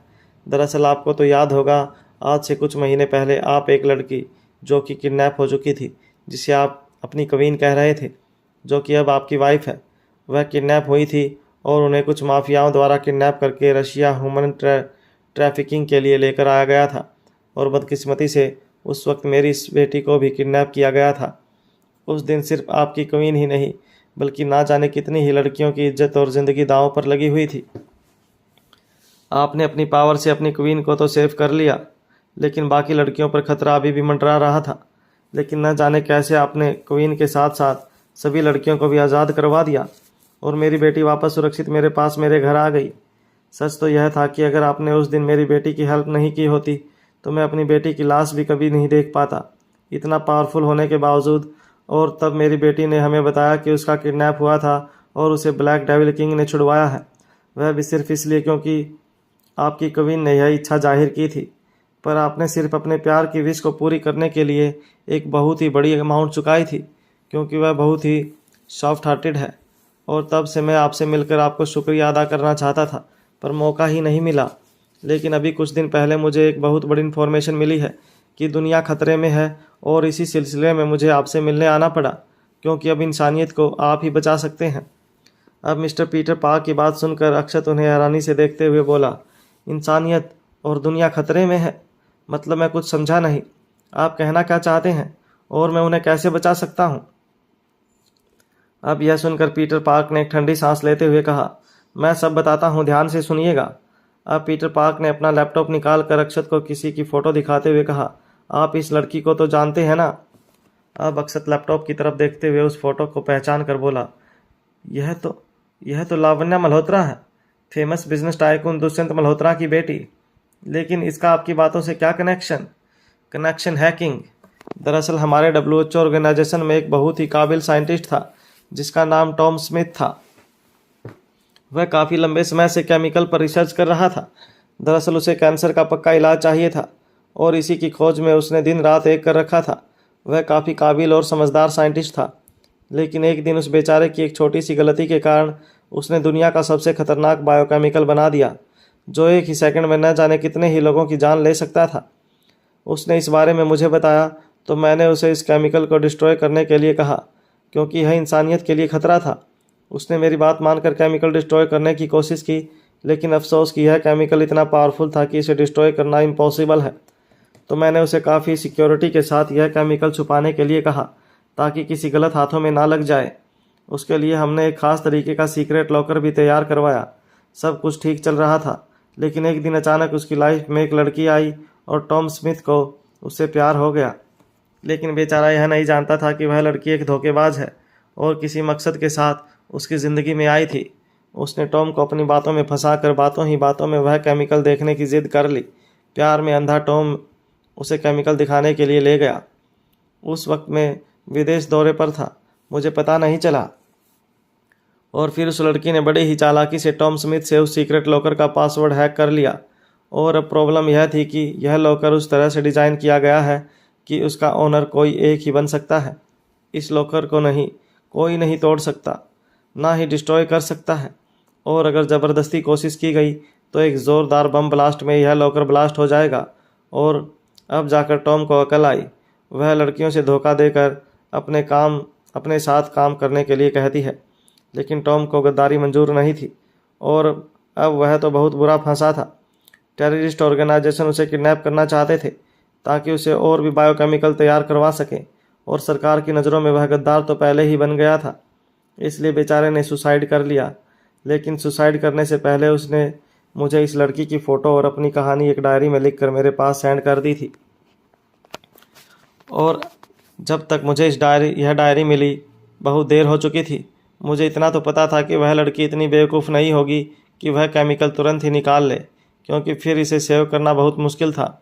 अब मुझे इस लड़की से यह पासवर्ड किसी भी तरीके से निकलवाना था, लेकिन यह मेरे लिए पॉसिबल नहीं था। मैंने उस लड़की के बारे में बहुत सारी डिटेल निकलवाई। मुझे पता चला यह इंडिया आई है और आजकल आपके आसपास घूम रही है। मैं एक दिन आपके बारे में रिसर्च कर रहा था, तभी मेरी बेटी ने लैपटॉप में आपकी और आपकी वाइफ की फ़ोटो देख ली और आपको पहचान लिया। फिर मैं आपकी वाइफ के बारे में इन्फॉर्मेशन निकलवाना शुरू किया और मुझे पता चला कि वह बहुत अच्छी इंसान है। और फिर मुझे समझ में आ गया कि अब मुझे क्या करना है। सर, मेरी जान को भी खतरा है। मैं बड़ी मुश्किल से बचते बचाते यहाँ तक आया हूँ, क्योंकि मैं नहीं चाहता यह केमिकल किसी गलत हाथों में लगे। क्योंकि मुझे पता चला कि इस लड़की का कोई टेररिस्ट ऑर्गेनाइजेशन के साथ मीटअप हो चुका है और यह अपने किसी साथी के साथ मिलकर कुछ बड़ा करने का प्लान कर रही है। वह साथी कौन है मैं पता नहीं लगा पाया, लेकिन इतना जानता हूँ कि अच्छा तो बिल्कुल नहीं होगा। इसलिए मैं आपसे रिक्वेस्ट करता हूँ कि प्लीज़ कुछ कीजिए, वरना इंसानियत को ख़त्म होने से कोई नहीं बचा पाएगा। और मिस्टर पीटर पार्क की बात सुनकर अक्षत अपने चेहरे पर कोल्ड और ऑरा बरकरार रखते हुए उन्हें साफ इनकार करते हुए बोला, देखिए, यह मेरी प्रॉब्लम नहीं है, यह आप लोगों की प्रॉब्लम है, आपके ऑर्गेनाइजेशन की प्रॉब्लम है। इस लड़की और इसके पार्टनर के साथ क्या करना है आप लोग खुद देखिए। मैं इन सब के बीच में नहीं पड़ना चाहता। इतना बड़ा गवर्नमेंट है आपका, मिलिट्री की पावर है, आपको जो सही लगता है कीजिए। अब अक्षत को इस मामले से पीछे हटते हुए देखकर मिस्टर पीटर पार्क परेशान होते हुए बोले, प्लीज़ किंग, ऐसा मत कीजिए, ऐसा मत कहिए, वरना बहुत बड़ी प्रॉब्लम हो जाएगी। मैं मानता हूं कि हमारे पास मिलिट्री पावर है, गवर्नमेंट की पावर है, लेकिन आप यह जानते हैं कि इस तरह की पावर अगर किसी गवर्नमेंट के हाथ भी लग जाए तो दूसरे देशों का खात्मा तय है। और सबसे बड़ी बात, अगर हम लोग मिलिट्री या गवर्नमेंट की पावर उसे करते हैं तो इन लोगों का कोई भरोसा नहीं। हो सकता है खुद को बचाने के लिए वह लोग केमिकल का यूज़ कर जाएं और फिर विनाश ही विनाश होगा। इन लोगों को पावर से नहीं बल्कि दिमाग से हराना होगा, जो सिर्फ आप कर सकते हैं।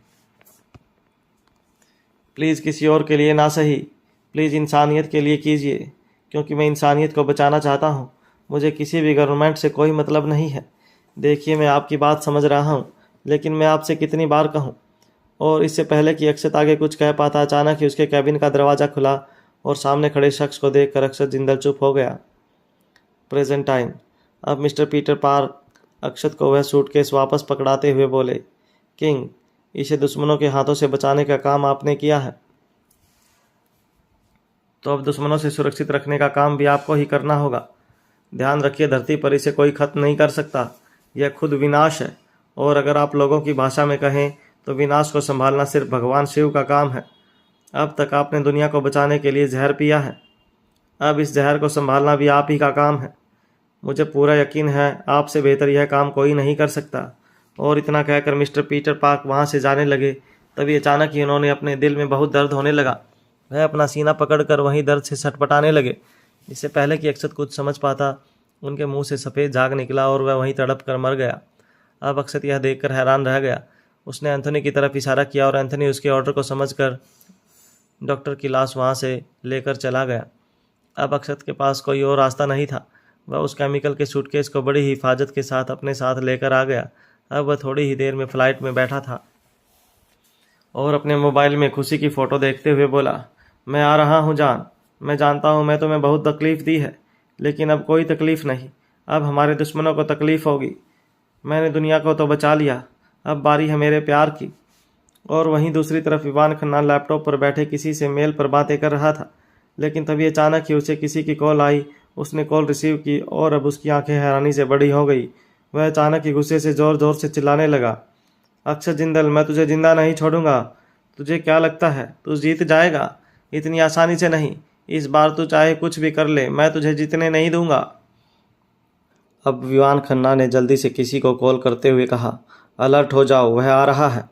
अब विवान खन्ना अपने पास कुछ पेन ड्राइव और कुछ डॉक्यूमेंट लेकर जल्दी से उस कमरे से निकला। वह बगल वाले कमरे में जाकर उस अंधेरे में बैठे हुए आदमी से मिला और जल्दी से उसे इन्फॉर्म करते हुए बोला, अब वक्त आ गया है जिसके लिए मैंने तुम्हें तैयार किया है।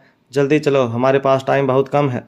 विवान की बात मानकर वह आदमी भी जल्दी से अपनी जगह से खड़ा हुआ और अपने चेहरे पर ब्लैक हुडी पहने तेज़ कदमों के साथ उसके साथ बाहर निकला। अब विवान उस आदमी को छुपाकर जल्दी से खुशी के कमरे की तरफ गया। खुशी अपने नर्स के साथ कमरे में बैठे हुए मेडिसिन ले रही थी। तभी विवान ने हड़बड़ाते हुए कमरे में आया और जल्दी से खुशी का हाथ पकड़कर थोड़ा घबराते हुए बोला, स्माइली, बहुत बड़ी प्रॉब्लम हो गई है, हमें जल्द से जल्द यहाँ से निकलना होगा, चलो मेरे साथ। कहते हुए विवान खुशी का हाथ पकड़कर उसे अपने साथ खींचते हुए वहाँ से ले जाने लगा। तभी खुशी दर्द से कराहते हुए बोली, आह, वो क्या कर रहे हो? छोड़ो मेरा हाथ, मुझे दर्द हो रहा है। और तुम मुझे इस तरह कहाँ ले जा रहे हो? आखिर बात क्या है, बताओ तो।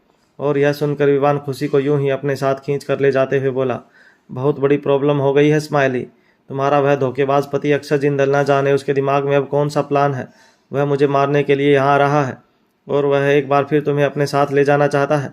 मुझे अपनी चिंता नहीं है स्माइली, लेकिन मैं नहीं चाहता कि वह तुम्हें अपने साथ ले जाए। तुम एक धोखेबाज के साथ रहो। प्लीज़ स्माइली, मेरे साथ कोऑपरेट करो और चलो मेरे साथ। कहते हुए विवान हड़बड़ाकर खुशी को अपने साथ ले जा रहा था और खुशी हैरानी से उसे देखते हुए बोली, लेकिन विभू, हम लोग यहाँ से निकलेंगे कैसे? तुमने तो कहा था, तुमने बाहर लैंडमाइन बिछा रखे थे और अब ना कोई अंदर आ सकता है ना बाहर जा सकता है। और अक्षय जिंदल के आदमी भी तो बाहर हैं। उन्होंने चारों तरफ से हमें घेर रखा है क्योंकि उसे पता है हम लोग कहाँ हैं। और यह सुनकर विवान खुशी को एक गाड़ी की तरफ ले जाते हुए बोला, मेरे पास बैकअप प्लान है स्माइली, तुम बस मेरी बात बांधती जाओ। वह फ़िलहाल स्विट्ज़रलैंड में है, उसे यहाँ आने में 5 घंटे लगने वाले हैं। तब तक हम दोनों यहाँ से निकल जाएंगे। बस बाहर उसके लोगों को संभालना है, वह मैं कर लूँगा, लेकिन तुम इस गाड़ी में रहना। खबरदार यहाँ से निकलने की कोशिश की। और इतना कहकर विवान अपनी प्लानिंग के तौर पर अक्षत के सभी लोगों के खिलाफ मोर्चा संभाल लेता है। खुशी परेशानी से उसे जाता हुआ देखती रह गई। अब खुशी को अपनी नर्स की चिंता हो रही थी, लेकिन वह डर के मारे गाड़ी से निकल नहीं सकती थी। लेकिन नर्स भी समझदारी दिखाते। हेलो गाइज, हमारे यूट्यूब चैनल पर आपका स्वागत है। अगर आपने अभी तक हमारे चैनल को सब्सक्राइब नहीं किया है और आप हमारे चैनल पर नए हैं तो प्लीज़ चैनल को सब्सक्राइब करें, लाइक करें, कमेंट करें और अपने दोस्तों के साथ शेयर करें। अब विवान खुशी को इस गाड़ी में बैठाकर वह खुद दूसरी गाड़ी में चला गया। दरअसल वह अक्षत के लोगों को डिस्ट्रैक्ट करना चाहता था।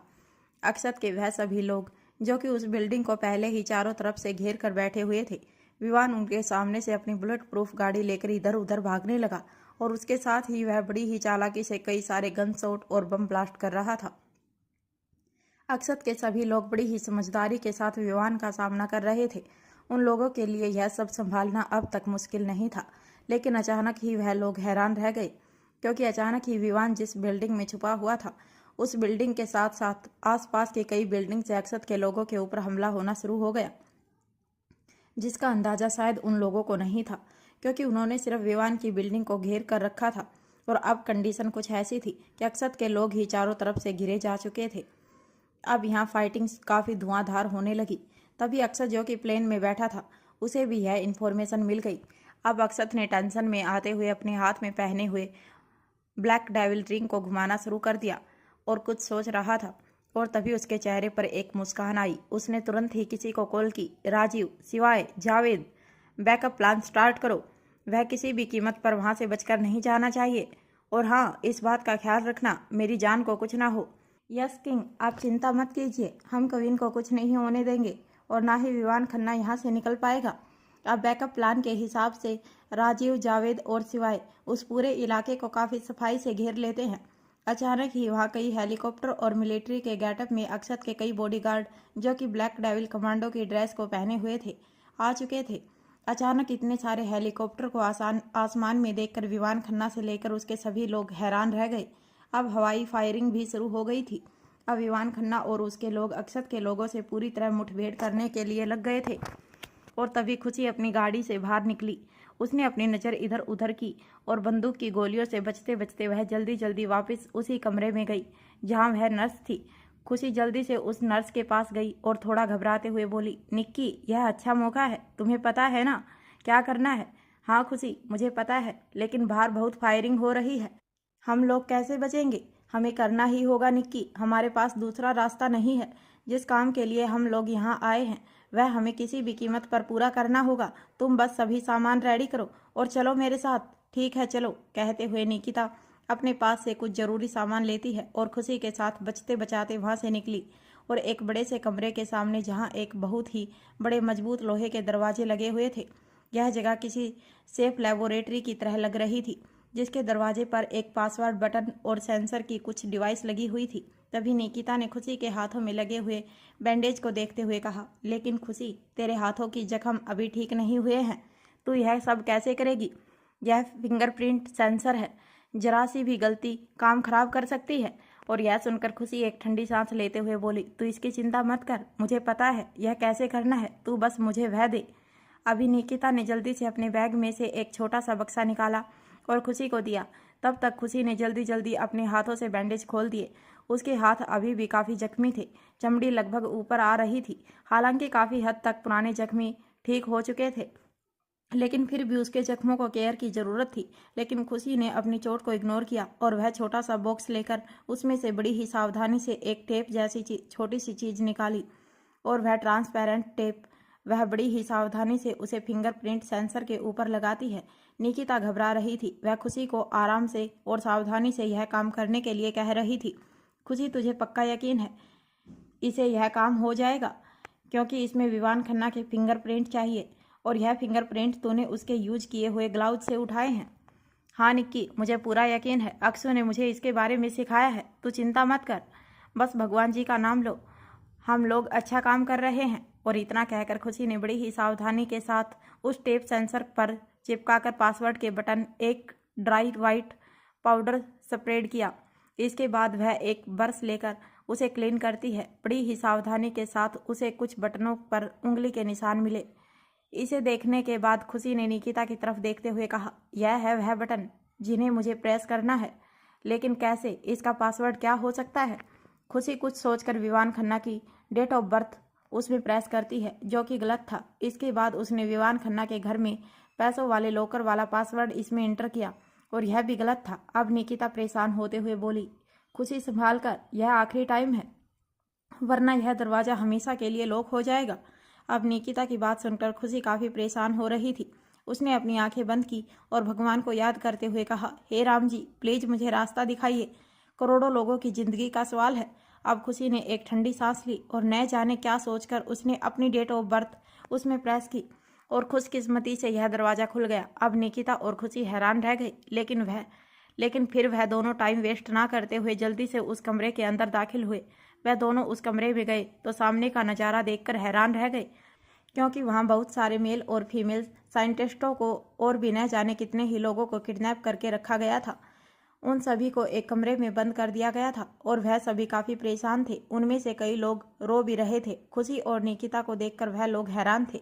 तभी खुशी जल्दी से उन लोगों के सामने जाते हुए बोली, आप लोग चिंता मत कीजिए, हम आपके दोस्त हैं और हम लोग आपको बचाने के लिए आए गए हैं। आप हमारे साथ चलिए, जल्दी यहाँ से। कुछ ही देर में बहुत बड़ा प्रॉब्लम होने वाला है, हमें जल्दी से जल्दी यहाँ से निकलना होगा। खुशी की बात मानकर वह सभी लोग खुशी का पीछा करते हुए उसके साथ निकलने लगे और वहीं दूसरी तरफ विवान खन्ना अभी भी इन बातों से अनजान भारक्षत के लोगों से लड़ने में बिजी था। देखते ही देखते न जाने कितने ही घंटे बीत गए। वहीं खुशी और निकिता उन सभी लोगों को लेकर एक बड़े से कमरे की तरफ आई, जो कि शायद थोड़ा सा सिक्योर था। हालांकि ज़्यादा नहीं, लेकिन इस हिस्से में गोलीबारी थोड़ी कम हो रही थी। तभी वह लोग परेशान होते हुए बोले, ओ माय गॉड, यहाँ तो इतना खतरा है, हम लोग यहाँ से कैसे निकलेंगे। और यह सुनकर खुशी ने उन लोगों से कहा, यहाँ से निकलने का कोई रास्ता नहीं है, हम लोगों को मदद आने तक इंतजार करना होगा। तब तक आप लोगों को बस इतना ही काम है कि अपनी जान बचाएं और गोलियों के निशाने से बचिए। खुशी की बात मानकर वह लोग भी ऐसा ही करने लगे। अब काफ़ी देर तक फायरिंग करने के बाद विवान खन्ना यह समझ चुका था कि वह यहाँ से जिंदा नहीं बच सकता। अगर वह थोड़ी देर और यहाँ रहा तो इसीलिए यहाँ से निकलने में ही उसकी भलाई है। अब विवान खन्ना फायरिंग करना छोड़कर वापस जल्दी से बिल्डिंग के अंदर आया। स्माइली, चलो हमें यहाँ से निकलना होगा, अभी और इसी वक्त खतरा बढ़ गया है। कहते हुए विवान ने जैसे ही सामने का नज़ारा देखा, उसकी आंखें हैरानी से फैल गई, क्योंकि खुशी सभी साइंटिस्टों को अपने पीछे छुपाकर खुद सामने खड़ी थी। सभी साइंटिस्टों को अपने सामने देखकर विवान खुशी पर चिल्लाते हुए बोला, स्माइली, यह सब क्या है? तुमने इन लोगों को बाहर कैसे निकाला? और तुम गाड़ी से बाहर, मैंने तुम्हें अंदर रहने के लिए कहा था। वैसे अच्छा ही हुआ तुमने इन्हें बाहर निकाल दिया। अब इन्हें हथियार बनाकर हम लोग यहाँ से निकल सकते हैं, चलो मेरे साथ। कहते हुए विवान जैसे ही खुशी की तरफ बढ़ा, तभी खुशी झटके से पीछे की तरफ होकर गुस्से से विवान पर चिल्लाते हुए बोली, खबरदार विवान खन्ना, कोशिश भी मत करना, तुम यहाँ से बचकर नहीं जा सकते और मुझे छूने की कोशिश भी मत करो, समझे तुम? इन लोगों का इस्तेमाल करना तो बहुत दूर की बात है, मैं तुम्हें इन लोगों को छूने भी नहीं दूंगी। अब खुशी की बात सुनकर विवान कुछ पल के लिए हैरान रह गया, लेकिन अगले ही पल उसे सब समझ आ गया था कि यह सब अक्षत और खुशी का प्लान था। अब वह गुस्से से चिल्लाते हुए बोला, धोखा, धोखा हुआ है मेरे साथ, धोखा। स्माइली, तुम्हारी इतनी हिम्मत, तुमने मुझे धोखा दिया है, मैं तुम्हें इसके लिए माफ़ नहीं करूँगा। मैं तुम्हें बाद में देखता हूँ, पहले तुम चलो मेरे साथ, क्योंकि अभी फ़िलहाल मेरे लिए यहाँ से निकलने की सबसे बड़ी चाबी तुम हो। मैं इन लोगों को और तुम्हें जरिया बनाकर यहाँ से निकलूँगा, लेकिन तुम्हें तो नहीं छोड़ूंगा। तुमने मुझे धोखा देने की, डबल क्रॉस करने की कोशिश की है।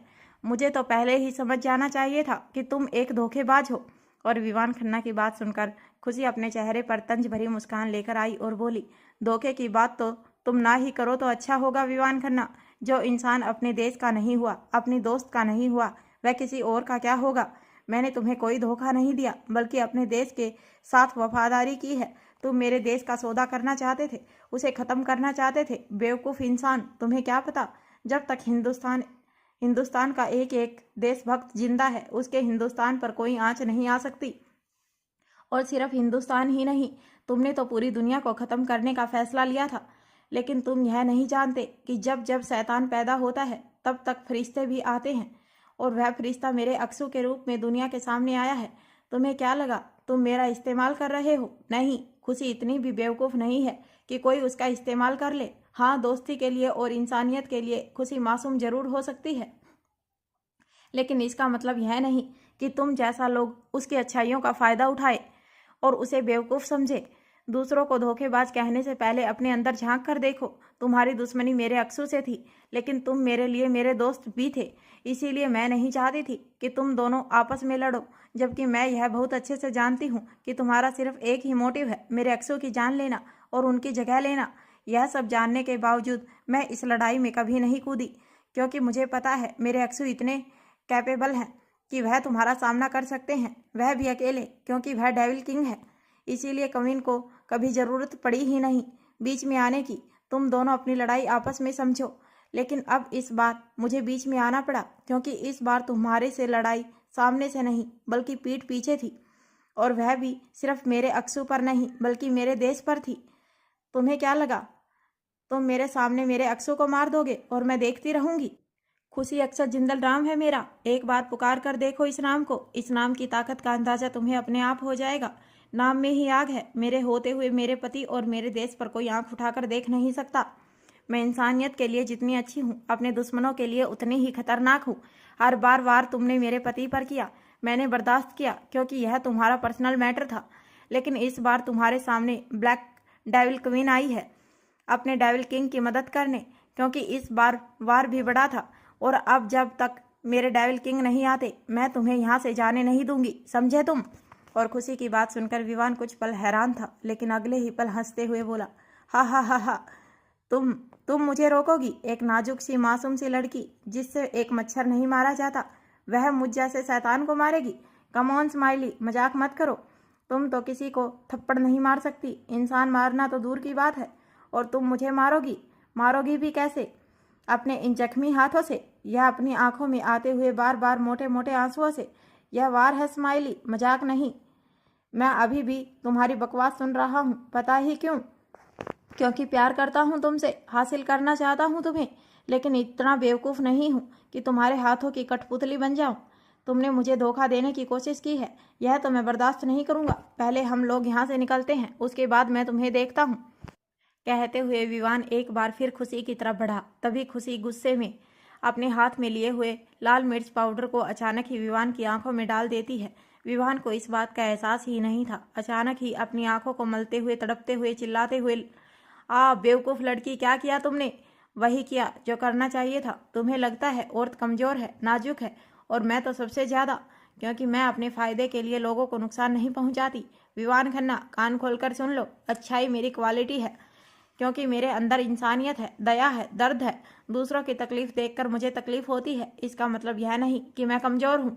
अब वक्त आ गया है कि तुम लोग यह जान लो, मैं कमज़ोर नहीं हूँ, मैं पानी हूँ। अगर मुझे संभाल कर रखा जाए तो मैं लोगों को ज़िंदगी देती हूँ, लेकिन अगर मेरे साथ छेड़छाड़ करने की कोशिश की तो मैं सुनामी का रूप भी ले सकती हूँ, जिससे तुम लोगों को सिर्फ तबाही मिलेगी। तुम्हारा हिसाब तो मेरे अक्सू करेंगे, क्योंकि तुम उनके गुनहगार हो। खुशी अभी विवान से बातें कर ही रही थी और तभी अचानक ही विवान के न जाने कितने ही सारे बॉडीगार्ड खुशी और सभी साइंटिस्टों को चारों तरफ से घेर कर खड़े हो गए। यह नज़ारा देखकर खुशी हैरान रह गई। तब तक विवान ने भी खुद को संभाल लिया था। तभी विवान के इशारे पर एक गार्ड ने उसे पानी का बोतल दिया। विवान ने अपनी आंखें साफ की और खुशी की तरफ देखकर हंसते हुए बोला, वाह स्माइली वाह, मान गए तुम्हें। औरत हो तो तुम्हारे जैसी, अपने देश के लिए अपने पति को ही कुर्बान कर दिया। सिर्फ अपने देश के लिए तुमने अपना पति दूसरी औरत की बाहों में उसके बिस्तर पर भेज दिया और उसे एंजॉय करते हुए देखा भी। वैसे तुम्हारी प्लानिंग बहुत अच्छी थी, मुझे तो बिल्कुल शक भी नहीं हुआ, लेकिन तुमसे एक गलती हो गई कि तुमने मुझे बेवकूफ़ समझ लिया। तुम्हें क्या लगता है मैं तुम्हारी इस दोस्त को नहीं पहचानूंगा? अरे बेवकूफ़, इतने भले कितने ही अच्छे मेकअप क्यों ना किया हो, लेकिन कम से कम इसके पैरों में जो बार्थ मार्क है उसे तो छुपा लिया होता। इतने दिनों तक रहा हूँ मैं तुम लोगों के साथ, एक ही घर में, एक ही छत के नीचे। तुम्हारी दोस्त निकिता के पैरों का यह बर्थ मार्क मैं बहुत अच्छे से पहचानता हूँ, और बस यही तुम मात खा गई। मुझे तो तुम्हारी प्लानिंग पर बहुत पहले ही शक हो गया था, लेकिन तुम हैरान होगी कि मैं सब जानने के बावजूद तुम्हें जिंदा क्यों छोड़ रखा है। तो सुनो, मैं चाहता तो जब मुझे तुम्हारी इस दोस्त की सच्चाई के बारे में पता चला, मैं उसी वक्त तुम्हारी इस दोस्त को मार देता, लेकिन मैं अनजान बना रहा। जानती हो क्यों? क्योंकि मुझे तुम्हारे पति से वह केमिकल चाहिए जो अब उसके हाथ में है। मुझे पता था यह लावण्या भरोसे के काबिल नहीं है, यह मुझे धोखा जरूर देगी, तो मैंने एक नया प्लान बनाया। मैं जानता था लावण्या तुम्हारे पति को स्विट्जरलैंड लेकर गई है वह केमिकल देने, और जैसा कि मुझे पता था तुम्हारा पति केमिकल मिलते ही तुम्हें हासिल करने के लिए यहाँ आएगा, तो अब मैं इसी चीज़ को अपने हिसाब से इस्तेमाल करूँगा। पहले तो टारगेट पर यह साइंटिस्ट थे जो हिंदुस्तान के रिसर्च सेंटर के लिए बहुत ज़रूरी हैं, लेकिन अब उनसे भी ज़्यादा कीमती चीज़ मेरे पास है, वह है तुम, जिसके लिए तुम्हारा पति खुद को बेच सकता है। तो वह केमिकल क्या चीज़ है? भाई मानना पड़ेगा, तुम दोनों का प्यार सचमुच मिसाल है। एक है जो अपनी जान के लिए अपना जिस्म, अपना प्यार कुर्बान कर रहा है, खुद को कुर्बान कर रहा है, और एक है जो अपने देश, अच्छाइयों और इंसानियत के लिए अपने पति को कुर्बान कर रही है। तुम दोनों का यह प्यार तो मेरी समझ के बाहर है। वह माफिया है, उसे क्या ज़रूरत थी इंसानियत और देश दुनिया के चक्कर में पड़ने की? अच्छा खासा माफिया किंग बना घूम रहा था, लोगों पर राज कर रहा था, और क्या चाहिए, पर पता नहीं उसके दिमाग को क्या हो गया। अकल घास चरने गई उसकी, पर मेरी नहीं। मैं आज भी वही हूँ जो पहले था। मैं जानता था तुम्हारा पति इन लोगों के लिए तो मुझे केमिकल कभी नहीं देगा, लेकिन तुम्हारे लिए तो देगा ना। ऑफ कोर्स देगा।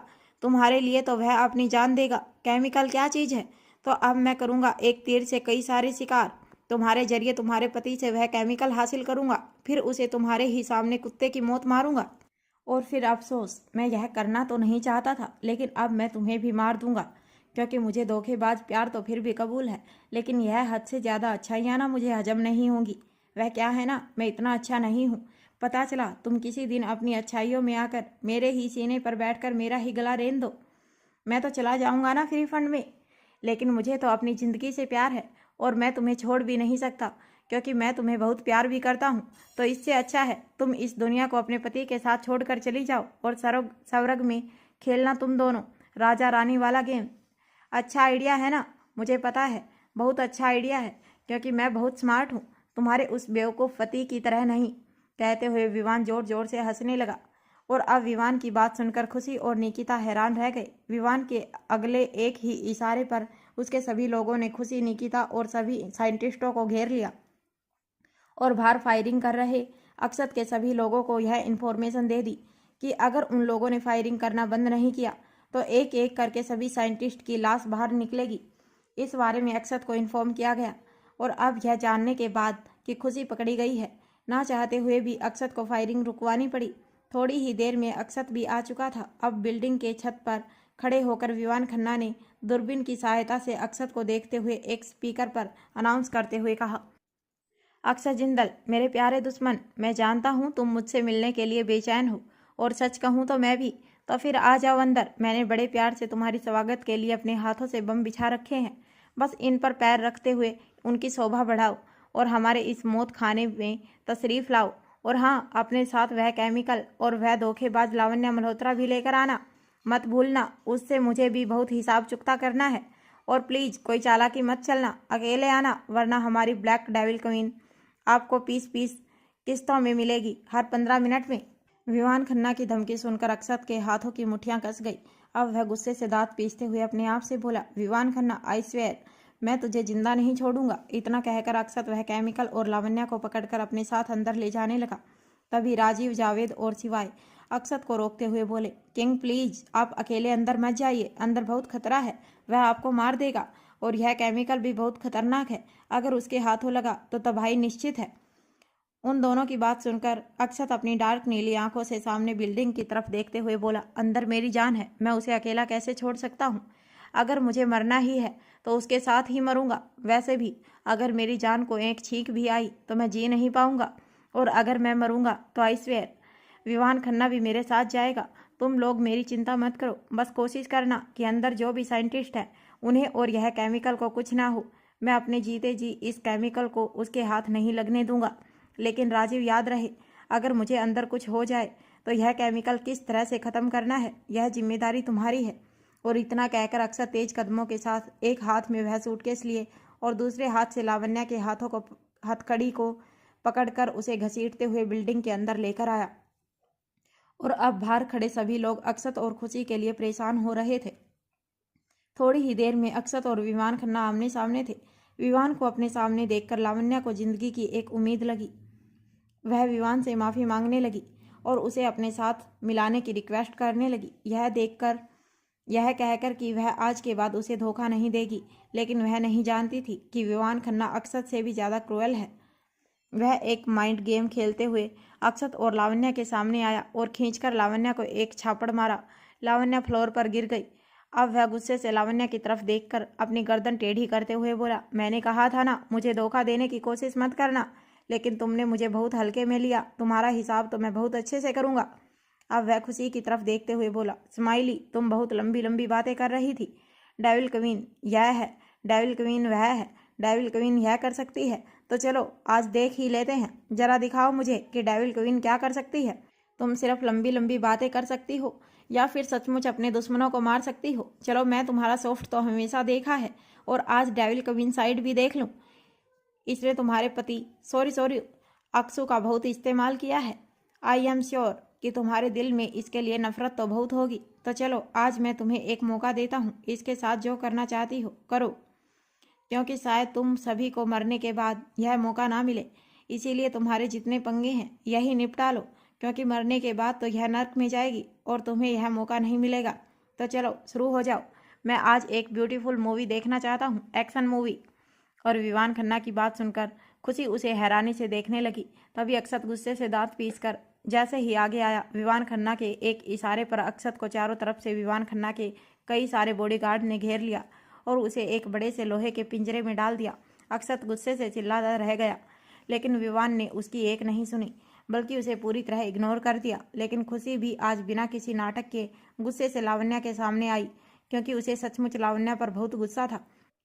आखिर उसने उसके प्यारे पति को छुआ जो था, इनफैक्ट उसकी जगह ली थी। विवान के एक आदमी ने लावण्या के भी हाथ खोल दिए। अब दोनों ही लड़कियां एक दूसरे को जंगली बिल्ली की तरह देख रही थी और विवान मुस्कुरा रहा था। अब विवान ने दोनों की तरफ देखते हुए कहा, अब मुकाबला बराबरी का है। जो जीता वह सिकंदर, जो हारा वह बंदर। स्माइली, इसमें तो तुम्हें ही जीतना होगा, क्योंकि तभी तो तुम खुद को डेविल क्वीन साबित कर पाओगी। तो चलो स्टार्ट हो जाओ। अब विवान की बात सुनकर खुशी गुस्से से विवान और लावण्या को देखते हुए बोली, विवान खन्ना, मैं किसी पर हाथ तो नहीं उठाती, लेकिन जिंदगी में पहली बार मुझे एक ऐसा इंसान मिला है जिससे मैं हद से ज़्यादा नफरत करती हूँ, और इसे अपने हाथों से मारना मेरी सबसे पहली ख्वाहिश थी। थैंक यू, तुमने मेरी यह ख्वाहिश पूरी की। तभी लावण्या भी खुशी की तरफ देखकर नफरत से बोली, मैं जानती हूँ मुझे बहुत जल्द मरना है, क्योंकि चाहे विवान खन्ना हो या अक्षत जिंदा तो मुझे दोनों में से कोई नहीं छोड़ेगा। लेकिन मैं शुक्रगुजार हूँ विवान खन्ना की कि उसने मरने से पहले मेरी आखिरी ख्वाहिश पूरी की, तुम्हें अपने हाथों से मारने का मौका देने की। नफरत तो मैं भी तुमसे बहुत करती हूँ खुशी, और सच कहूँ तो मेरी यह पर्सनल तमन्ना थी कि मैं तुम्हें अपने हाथों से मारूं, और वह भी बहुत बुरी तरह। और आई स्वेयर कि आज मेरी यह ख्वाहिश जरूर पूरी होगी। मैं तुम्हारी वह हालत करूँगी कि तुम्हारे जिस चेहरे पर तुम्हारा पति अपनी जान लुटाता है, मैं उसका नक्शा पूरी तरह बिगाड़ दूंगी कि तुम खुद अपने चेहरे से नफरत करोगी और तुम्हारा पति इसे देखना भी पसंद नहीं करेगा।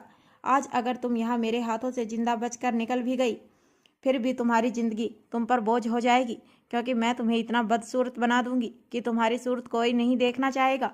और लावण्या की बात सुनकर खुशी गुस्से से आग बबूला हो रही थी। तभी अक्षत ने खुशी की तरफ देखते हुए कहा, जान, मैं चाहता तो इसे उसी वक्त मार देता, लेकिन मैंने इसे जिंदा छोड़ा सिर्फ इसलिए ताकि तुम इसे खुद सजा दे सको।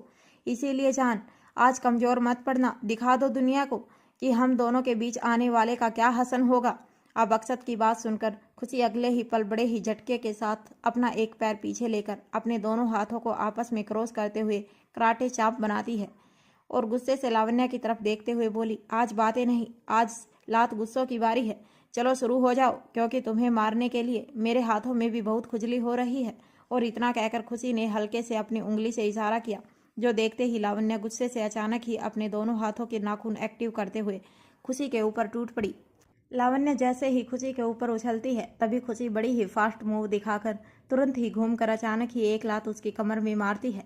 लावण्या खुद को संभाल नहीं पाई और अचानक ही वह मुंह के बल जमीन पर गिरी। अब खुशी उसे देखकर अपने मुंह पर तिरछी स्माइल लाते हुए बोली, ओहो हो, उफ चमक छल्लो, तेरा यह जीरो फिगर मेरी एक लात बर्दाश्त नहीं कर पाया। आज देख मैं तेरी यह पतली कमर कैसे धनुष की कमान की तरह टेढ़ी करती हूँ। बहुत शौक है ना तुझे मेरे पति से चिपकने का। अक्स अक्स कहकर उनके पीछे पीछे घूम रही थी। आज देख अक्स के चक्कर से तेरा नक्श मैं कैसे बिगाड़ती हूँ।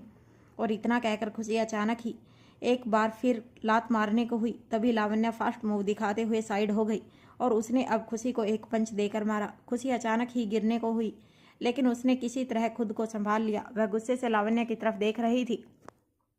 तभी लावण्या उसे देखकर अपने चेहरे पर ईविल स्माइल लाते हुए बोली, क्या सोचा था मैं कमजोर हूँ, तू मुझे मारेगी? कभी नहीं। इस जीरो फिगर से मैंने सिर्फ लड़कों को ही हैंडल नहीं किया, बल्कि तुम जैसी बीच को भी हैंडल किया है। और तुम्हें तो तुम्हारी औकात दिखाने के लिए मैं कब से बेताब थी। आज मौका भी मिला है। भले ही मैंने तेरे पति का प्यार हासिल नहीं किया, लेकिन उसकी बॉडी हासिल कर ही ली है, और जिसका एहसास तू अब जिंदगी भर भुला नहीं पाएगी। तो जब जब उसके करीब जाएगी, तुझे उसकी बॉडी पर मेरा एहसास, मेरा टच भी याद आएगा, और यही मेरी जीत है। भले ही मैंने तुम दोनों के बीच नफरत नहीं लाई, लेकिन तुम्हारे प्यार को खोखला जरूर कर दिया है। हा हा हा हा। वैसे एक बात बताऊं, तेरा पति सचमुच बहुत हैंडसम है और उसका स्टेमिना बेड पर, उफ, सचमुच मजा ही आ गया। कहते हुए लावण्या के चेहरे पर एक चिढ़ाने वाली मुस्कान थी। उसने अपनी एक आंख ब्लिंक की। उसकी बातों को सुनकर खुशी का खून खौलने लगा था और अब वह गुस्से से काफ़ी फास्ट तरीके से दौड़ते हुए और लावण्या को एक लात उसके पैर पर और दूसरा पैर तुरंत ही उछलकर उसके गले पर मारा। लावण्या खुद को संभाल नहीं पाई और वह धड़ाम से मुंह के बल जमीन पर गिरी। उसका सर काफ़ी जोर से जमीन पर टकराया। उसके मुंह और नाक से खून बहने लगा। वह दर्द से तड़पने लगी। तभी खुशी उसे गुस्से से देखते हुए बोली, तुम जैसी बिच मर्दों के बिस्तर पर जाकर खुद को खुशकिस्मत समझती हो। तुम्हें लगता है मेरे पति के साथ सोकर तुम हमारी मोहब्बत को खोखला कर दोगी? बेवकूफ़ लड़की, मोहब्बत जिस्म से होती ही नहीं। यह बात तुम्हें समझ नहीं आएगी। तुम लोग तो बस जिस्म पर ही अटके रहो। तुम में और कोठी पर बैठी हुई उस औरत में कोई फ़र्क नहीं होता जो मर्दों के पास सिर्फ उनके पैसे और पावर के लिए जाती हैं।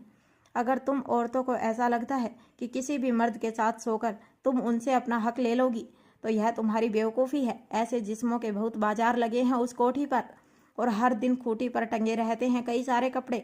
लाख कोशिश करती हो तुम लोग, घंटों पसीना बहाती हो, लेकिन फिर भी तुम्हारा 5 फुट का शरीर एक चुटकी लाल रंग के आगे फीका पड़ जाता है। वह लाल रंग जो किसी सुहागन के मांग में होता है। खुशी के हाथों में चोट लगी हुई थी। इसके बावजूद वह आगे बढ़ी और अपनी मुट्ठी में लावण्या के बालों को जकड़कर उसके चेहरे को उठाकर दांत पीसते हुए उसके चेहरे के करीब जाकर बोली, तुम्हें लगता है तुमने मेरे पति को हासिल कर लिया और हम दोनों के बीच दरार ले आई? अरे बेवकूफ़ लड़की, मुझे मेरा लाल रंग, मेरा सिंदूर छीनना तुम्हारी औकात में नहीं। लोगों के सिंदूर में पर होता है, मेरे सिंदूर में आग है। अक्षत जिंदल नाम ही काफ़ी है अपने दुश्मनों का पैंट गीला करने के लिए। और मैं तो उसकी बीवी हूँ, उसका गुरूर हूँ, मोहब्बत हूँ। उसकी सोच मुझ में कितनी आग होगी। मुझे क्या लगता है, तुझे क्या लगता है, तू अपना यह वोल पुट्टी जैसा चेहरा लेकर मेकअप की दुकान बनकर मेरे पति के करीब जा पाती? नहीं, तू उसके करीब गई क्योंकि वह चाहता था कि तू उसके करीब आए और इसीलिए नहीं क्योंकि तेरा यह चुड़ैल जैसा चेहरा उसे पसंद था। अरे जा और जाकर मुंह धोकर आईने में देख। तुझ पर तो कुत्ता भी ना थूके। मेरे अक्सू तेरी तरफ पलट कर देख ले, यह तो नामुमकिन है। अब खुशी गुस्से से अपनी जगह से खड़ी हुई और उस केमिकल फैक्ट्री में साइड में एक डब्बा रखा था जिसमें गम था। खुशी वह डब्बा उठाकर लावण्या के सर पर उधेड़ देती है। उसके पूरे बाल आपस में चिपकने लगे। अब खुशी गुस्से से बोली, आज मैं तुझ में इतना गम डालूंगी, इतना गम लगाऊंगी कि तेरी जिंदगी गमगीन हो जाएगी। तेरी यह काली घटाओं जैसी जुल्फें, इन्हें नोचकर मैं टकला कर दूंगी। अब खुशी लावण्या के पीठ पर बैठ गई और उसके बाल अपने हाथों से नोचते हुए बोली, तू उबली हुई अंडे जैसी, बिना पावर के पावर हाउस, तू मेरे अक्सों पर लाइन मारेगी? कहते हुए खुशी उसे बहुत ही ज़्यादा कमर पर और पीठ पर मार रही थी। उसके बाल नोच रही थी। लावण्या खुद को संभालने की कोशिश कर रही थी, दर्द से कराह रही थी, लेकिन खुशी थी कि उसे छोड़ने को तैयार ही नहीं थी। अब खुशी अपनी जगह से खड़ी हुई और उसके बाल पकड़कर उसे खींचते हुए खड़ा की। लावण्या दर्द से कराहते हुए लड़खड़ाते हुए उठकर खड़ी हुई। तभी खुशी अपने सर से उसके नाक पर जोर से अटैक करते हुए बोली, तू गोलगप्पे का सड़ा हुआ आलू जिसे देखते ही उल्टी आ जाए, पिघली हुई आइसक्रीम जैसी। तुझे बड़ा शौक है ना मेरे अक्सू पर लाइन मारने का। आज मैं तेरी ऐसी लाइन लगाऊंगी कि जेब्रा क्रॉसिंग की तरह ब्लैक एंड वाइट बनती घूमेगी। अब खुशी उसके चेहरे पर एक और लात मारकर अगले ही पल उसके पेट पर दूसरा लात मारती है। लावण्या खुद को संभाल नहीं पाई, वह तुरंत ही जमीन पर गिर गई। अब खुशी उसकी तरफ देखते हुए दांत पीसते हुए बोली, तू डायन जैसी, तुझे बस वह चिकना राक्षस दिखा, लेकिन उसके पीछे मैंने कितनी मेहनत की है वह नहीं दिखा। अरे वह आदमी इतना खड़ूस है, वह मुझसे हैंडल नहीं होता। इतनी मुश्किल से मैंने उसे बैलेंस किया है और तुझे लगा कि तू कल की आई हुई छोकरी इतनी आसानी से उसे ड्राइव करेगी। मैंने भी आज तेरे सारे ब्रेक फेल ना कर दिए तो मेरा नाम भी खुशी अक्सर जिंदल नहीं। खुशी बेहोश जैसी कंडीशन में जा रही थी। लावण्या को पकड़कर अचानक ही दीवार पर फेंक मारती है। लावण्या खुद को संभाल भी नहीं पा रही थी। वह दीवार से टकराकर खून से लथपथ एक बार फिर फर्श पर जा गिरी। अब खुशी गुस्से से उसके पास गई और अपने पैरों में पहनी हुई सैंडल से उसके हाथ पर रखकर उसे लगभग मसलते हुए बोली, अरे छिपकली से पूछ, इस डेविल को इंसान बनाने के लिए मैंने कितने नमकीन आंसू बहाए और तुझे लगता है इनके ऊपर इतनी मेहनत करने के बाद आज जब यह चाशनी बन गए हैं तो मैं इन्हें छोड़ दूंगी ताकि तू इसमें अपने हुस्न की जलेबी पकाकर उन्हें ग्रीन टी के साथ इंजॉय करे। अब लावण्या दर्द से पूरी तरह तड़प रही थी, लेकिन खुशी यहाँ भी नहीं रुकी। वह पास में रखा हुआ एक पुराना मार्बल टाइल उठाकर लावण्या के सर पर दे मारती है। वह टुकड़े टुकड़े हो चुका था लावण्या का सर पूरी तरह घूम रहा था। अब खुशी दांत पीसते हुए गुस्से से चिल्लाकर बोली, तुझे मेरा पति झंडू बाम लगा था, इसको लगा डाला तो लाइफ झिंगा लाला। अरे वह झंडू बाम नहीं, बम है। और मैं तुझे स्टूपिड नहीं नहीं, क्या कहा था तूने? सड़क छाप लड़की। मैं तुझे सड़क छाप लड़की दिखती हूँ? आज मैं तुझे बताती हूँ कि अगर कोई हाई क्लास लड़की किसी सड़क छाप लड़की के पति पर डोरे डाले तो वह लड़की उसे नाली में पटक पटक कर कैसे मारती है। आज धोबी की तरह ऐसे धोऊंगी ना तुझे कि तेरे अंदर मच्छरदानी से भी ज़्यादा छेद हो जाएंगे। और इतना कहते हुए खुशी ने लावण्या को बहुत ही ज़्यादा मारा था। लावण्या की हालत लगभग अधमरी सी हो गई थी। वह खुशी के बाद एक अटैक को बर्दाश्त नहीं कर पा रही थी और अक्षत तो उसे देखते ही सदमे में चला गया था। उसे यकीन ही नहीं हो रहा था कि यह उसी की जान है जो सॉफ्ट है और किसी को एक थप्पड़ भी नहीं मारा। यहाँ तक कि विमान भी अपनी आंखें फाड़े खुशी को ही देख रहा था और बोतल में मुंह लगाकर पानी पी रहा था, क्योंकि खुशी का यह रूप देखकर उसका गला सूख रहा था। निकिता भी कोने में खड़े होकर अपना सलाइवा गटकते हुए बोली, ए कान्हा जी, यह खुशी के ऊपर कौन सा भूत चढ़ गया? यह तो मेरी खुशी नहीं है। कहीं यह खुशी का भूत तो नहीं है? या अपने पति की बेवफाई में ही पागल वागल तो नहीं हो गई? नहीं नहीं, ऐसा ना हुआ हो। एक ही तो स्टूपिड दोस्त है मेरी, थोड़ी पागल है लेकिन मैं हैंडल कर लूँगी। इतना पागल मत करिए उसे। खुशी कंट्रोल कंट्रोल, तू उसकी जान ले लेगी। वहीं अक्षत खुशी का यह रूप देखकर घबराते हुए अपने आप से बोला, यह मेरी ही जान है। अरे अरे, इसने अपना यह रूप कहाँ छुपा रखा था? हे भगवान, अब तो मुझे भी इससे डर लग रहा है। जब यह लावण्या को इतना मार रही है तो मेरा क्या हाल करेगी? उफ, लगता है आज मेरी मौत पक्की है। अगर विवान के हाथों बचा तो यह तो पक्का मेरी जान लेने वाली है। अक्षत जिंदल, तू तो गया। आज सचमुच डेविल क्वीन के अंदर डेविल घुस गया है। अब तो तुझे डेविल भी नहीं बचा सकता। भगवान आप ही आसरा हैं। कहते हुए अक्षत भी अपना पसीना पोंछ रहा था और वहीं खुशी लावण्या को बैक टू बैक कई सारे किक मार रही थी। वह अपने जख्मों का भी ख्याल नहीं कर रही थी, बल्कि वह अपने हाथों से भी उसे बहुत मार रही थी। अब लावण्या लगभग मरने की कंडीशन पर आ गई थी और वह खुशी से किसी तरह अपनी खोखली हुई आंखों से माफ़ी मांगते हुए बोली, प्लीज़ अब नहीं, प्लीज़ छोड़ दो मुझे, मुझसे गलती हो गई, प्लीज़ मुझे छोड़ दो। और लावण्या की माफ़ी मांगने पर खुशी गुस्से से उसे दांत पीसते हुए देखकर बोली, दिल तो करता है तेरी जान ले लूँ, क्योंकि तू औरत के नाम पर धब्बा है। तू सिर्फ मेरी और मेरे पति की ही नहीं बल्कि मेरे देश और दुनिया की भी दुश्मन है। कभी सोचा नहीं था मैं किसी को इतनी बुरी तरह मारूंगी, पर सच कहूँ तो तुझे इतना मारने के बावजूद मेरा मन नहीं भरा, क्योंकि इसकी वजह मेरा पति नहीं, मेरा देश है। तूने मेरे मुल्क का सौदा किया, वह भी दुश्मनों से। तुझे क्या लगा था मेरा देश हलवा है जिसे तू किसी को भी प्लेट में परोस कर दे देगी? एक बात कान खोलकर सुन लो मेरे देश के दुश्मनों, जब तक मेरे देश में एक एक सच्चा देशभक्त जिंदा है जो अपने देश के लिए मरने मिटने को तैयार है, तब तक तुम जैसे लोग मेरे देश के ऊपर आंख उठाकर भी नहीं देख सकते। दिल तो करता है तेरी जान ले लूं, लेकिन मैं तेरी तरह नहीं हूँ। मुझ में आज भी इंसानियत बाकी है। तेरा हिसाब तो ऊपर वाला करेगा, क्योंकि नीचे वालों ने तेरा हिसाब तो पहले ही कर दिया है। जिसके लिए तूने अपने देश को धोखा दिया, आज वह भी तुझे देखना नहीं चाहता, और इसके साथ मिलकर तूने यह किया, वह भी तेरा दुश्मन बन चुका है। अपने बाप को तो तूने खुद ही अपने हाथों से मार दिया। तेरे जैसी औरत मैंने कभी नहीं देखी। तुझे देखकर आज मुझे हैरानी हो रही है। औरत का यह रूप भी होता है दुनिया में। डायन और चुड़ैल सुनी थी, तो डायन और चुड़ैल से भी बदतर है। जा, छोड़ दिया तुझे, क्योंकि तेरा सामना इंसानों से पड़ा, वह तेरी तरह गिरे हुए नहीं है। कहकर खुशी एक बार फिर अपनी किक उठाती है उसे मारने के लिए, लेकिन कुछ सोचकर उसे छोड़ देती है और वहां से पलटकर जाने लगी। लेकिन तभी अचानक ही वहां एक गन शॉट की आवाज़ आई और इस गन शॉट की आवाज़ से खुशी एकदम हैरान रह गई। इसके साथ ही अक्षत और निकिता भी हैरान रह गए, क्योंकि विवान ने अपने चेहरे पर ईविल स्माइल लाते हुए लावण्या के खोपड़ी पर गन शॉट कर दिया था और लावण्या एक ही सेकंड में तड़प कर मर गई।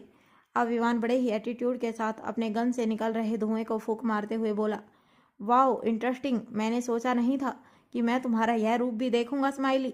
मानना पड़ेगा तुम सचमुच बहुत अच्छी फाइटर हो और देशभक्त भी, लेकिन क्या फ़ायदा है जब इसके लिए तुमने अपना पति और प्यार ही कुर्बान कर दिया, क्योंकि मुझे लगता है तुम्हारी कुर्बानी बेकार चली गई। तुमने हमारे एक प्लान को तो फेल कर दिया, लेकिन मेरा दूसरा प्लान जरूर कामयाब होगा। अब तुम्हारा पति खुद मेरे लिए यह केमिकल लेकर आया है, तो केमिकल मेरा हुआ। अब तुम दोनों की मौत पक्की है। काश तुमने मुझे धोखा ना दिया होता, तो आज मैं तुम्हें अपने साथ ले जाता, अपनी रानी बनाता, पर अफसोस। अच्छा, तुम्हारी ज़िंदगी में यह दर्दनाक मौत ही लिखी है, तुम मुझे बहुत याद आओगी स्माइली। कहते हुए विवान अपने चेहरे पर ईविल स्माइल लाकर खुशी के ऊपर गन पॉइंट करता है, लेकिन खुशी की आंखों में दर्द या डर नहीं था। वह अपने चेहरे पर एक तिरछी मुस्कान लाकर मुस्कुराते हुए बोली, तुम्हें ऐसा क्यों लगता है विवान खन्ना कि मैंने अपने देश के लिए अपना पति और प्यार कुर्बान किया है? यह कुर्बानी बहुत छोटी है उस कुर्बानी के आगे जो बॉर्डर पर हर औरत अपने पति, भाई और पिता को भेजकर देती है, जिनका सीना दुश्मनों की गोली से छन्नी हो जाता है, लेकिन फिर भी उनके परिवार यह गम बर्दाश्त करता है क्योंकि उन्हें एक गर्व होता है कि उनका परिवार देश के काम आया। और सच कहूँ तो मुझे भी इस चीज़ का कोई अफसोस नहीं है क्योंकि मेरे पति का प्यार आज भी मेरे लिए वही है। इनफैक्ट अगर मुझे ज़िंदगी मिली और मौका मिला तो मैं अपने देश के लिए आगे भी ऐसा ही करूँगी। तुम मुझे मार ही दो विवान खन्ना, क्योंकि अगर मैं जिंदा रही तो अपने देश के एक भी गद्दार को जिंदा नहीं रहने दूंगी। आज तक मैं अपने पति से लड़ी क्योंकि तुम मेरे दोस्त थे, लेकिन इस बार जो इंसान मेरे सामने खड़ा है वह मेरे देश का दुश्मन है, एक गद्दार है। मुझे अफसोस है कि तुम मेरे दोस्त थे। और खुशी की बात सुनकर विवान गुस्से से आग बबूला हो गया। वह अगले ही पल गन की दिशा खुशी से मोड़कर अक्षत की तरफ घुमा देता है और अक्षत पर एक गन शूट कर देता है। अचानक ही अक्षत के मुंह से एक दर्द भरी आह निकली और उसके शोल्डर से खून बहने लगा। नहीं नहीं की चीख के साथ खुशी तड़प उठी और अब विवान मुस्कुराते हुए बोला, बस यही डर और दर्द देखना चाहता था मैं तुम्हारी आंखों में, जो अपने ऊपर गन पॉइंट होने से नहीं दिखा, लेकिन अपने पति को दर्द में देखकर तुम तड़प उठी। क्या कहा था तुमने? मैं गद्दार हूँ? हाँ मैं गद्दार हूँ, क्योंकि मैं ऐसा ही हूँ। मुझे पैसा और पावर चाहिए जो मुझे यह केमिकल देगा, और अब मैं इसके जरिए पूरी दुनिया पर राज करूँगा, सबको अपने कदमों में झुकाऊंगा। मरना तो तुम दोनों को है ही, लेकिन मैं सोच रहा हूँ कि क्यों ना थोड़ा सा गेम खेल लूँ। बहुत दिन हो गया है, हाथों में खुजली हो रही है। तेरे इस पति ने मुझे बहुत तड़पाया है, आज इसके तड़पने की बारी है। और इतना कहकर विवान ने अपने लोगों को इशारा किया। उन लोगों ने अक्षत को फ्री छोड़ दिया। अब अक्षत गुस्से से विवान की तरफ बढ़ा। तभी विवान ने तुरंत ही खुशी के ऊपर गन पॉइंट करते हुए कहा, इतनी आसानी से नहीं अक्षत जिंदल, गेम में थोड़ा सा ट्विस्ट है। मैं तुम्हें मारूंगा, मेरे हाथ पैर खुले रहेंगे, लेकिन तुम्हारे हाथ पैर दोनों बंधे रहेंगे। गेम काफ़ी अच्छा रहेगा ना? इतना कहकर विवान ने अपने लोगों को इशारा किया और उसके इशारे पर समझकर उसके लोग कुछ जंजीर लेकर आए, अक्षत के हाथों और पैरों को बांध दिया। तभी खुशी गुस्से से विवान की तरफ देखकर चिल्लाते हुए बोली, विवान खन्ना, यह धोखा है, मर्द तो बराबर की लड़ाई करो। यह सुनकर विवान मुस्कुराते हुए बोला, यह धोखा नहीं है, यह इंटेलिजेंसी है। तुम नहीं समझोगी क्योंकि तुम बहुत बेवकूफ़ हो। तुम अपने दुश्मन को कमज़ोर समझ सकती हो, पर मैं नहीं। खैर, अब साइड हो जाओ और लाइव इंटरटेनमेंट एंजॉय करो। अब विवान अक्षत की तरफ बढ़ा और वह लगातार अक्षत पर अटैक कर रहा था। वह कभी लात और कभी हाथों से अक्षत को मार रहा था। अक्षत भी उससे बचने की पूरी कोशिश कर रहा था। फाइटिंग काफ़ी जोरदार थी, लेकिन अक्षत के हाथ और पैर जंजीरों से बंधे हुए थे। ऊपर से उसके शोल्डर पर गन भी लगी हुई थी। ब्लड लगातार निकल रहा था। अक्षत पूरी तरह दर्द में था। खुशी अक्षत की यह हालत देखकर रो रही थी। निकिता को भी बहुत बुरा लग रहा था। विवान पूरी तरह से अक्षत के ऊपर हावी हो चुका था, लेकिन अक्षत भी उसका सामना करने की पूरी कोशिश कर रहा था, जिसमें वह काफ़ी हद तक कामयाब भी था। और अचानक ही विवान अक्षत को जैसे ही मारने आया, तभी अक्षत घुटनों के बल बैठकर अपनी फास्ट मूव दिखाते हुए साइड हो गया और अगले ही पल अपने हाथों में बंधी हुई जंजीर से पीछे से उसका गला घुटने लगा। अब विवान का दम निकलने लगा था। वह अपने दोनों हाथों से अक्षत की पकड़ अपने गले में छुड़ाने की कोशिश कर रहा था। तभी अक्षत गुस्से से दांत पीसते हुए बोला, तुझे क्या लगता है शेर को बांधकर तू उसे बकरी बना देगा? बेवकूफ़, शेर अगर बूढ़ा भी हो जाए फिर भी वह शेर ही रहता है। तू बार बार मेरे हाथों से बचकर निकल गया, लेकिन इस बार नहीं, इस बार तेरी मौत पक्की है। अक्षत अपनी पूरी ताकत लगाकर विवान का गला घोट रहा था, लेकिन तभी विवान अपनी चालाकी दिखाते हुए अपने एक इंसान को इशारा करता है और विवान के इशारे को पाते ही 4 बॉडीगार्ड खुशी के माथे पर गन रख देते हैं और अक्षत को वार्निंग देते हुए बोले, अगर विवान को नहीं छोड़ा तो वह लोग खुशी को मार देंगे। यह सुनकर अक्षत की पकड़ थोड़ी ढीली होने लगी। तभी खुशी अक्षत को ऐसा करते हुए देखकर उसे मना करते हुए बोली, नहीं अक्षु, आप ऐसा कुछ भी नहीं करेंगे, प्लीज़ उसे ख़त्म कर दीजिए। यह सिर्फ आपका नहीं बल्कि देश का भी दुश्मन है। अगर वह जिंदा रहा तो बहुत प्रॉब्लम हो जाएगी। मेरी चिंता मत कीजिए, उसे मार दीजिए। लेकिन तभी विवान किसी तरह अपनी सांसों को संभालते हुए अक्षत को इमोशनल करते हुए बोला, सोच लो अक्षत जिंदल, उसकी बातें मत सुनो। दुनिया को तो बचा लोगे, लेकिन अपना प्यार खो दोगे। वह बेवकूफ़ है, लेकिन तुम तो समझदार हो। और अब ना चाहते हुए भी अक्षत ने अपनी पकड़ ढीली कर दी और उसका फायदा उठाकर अगले ही पल विवान खन्ना एक बहुत ही फास्ट मूव दिखाते हुए अचानक ही अक्षत की पीठ पर बैठ गया और अक्षत के हाथों में लगी हुई हथकड़ी से अक्षत का गला घोंटते हुए बोला, हा हा हा, बहुत कमजोर हो तुम ब्लैक डेविल। तुम्हारा यह प्यार उफ इतना कमजोर है कि हमेशा दूसरों की ताकत बन जाता है। अच्छा है मैं तुम्हारी तरह इमोशनल नहीं हूँ। अरे बेवकूफ़, जिंदगी रही तो इससे भी अच्छी लड़कियां मिलेंगी। काश तुझे यह समझ में आता। अब मरो दोनों पति पत्नी साथ में। पहले मैं तुझे मारूंगा, फिर तुम्हारी बीवी को, और उसके बाद दुनिया को अपने कदमों में झुकाऊंगा। राज करूंगा मैं दुनिया पर।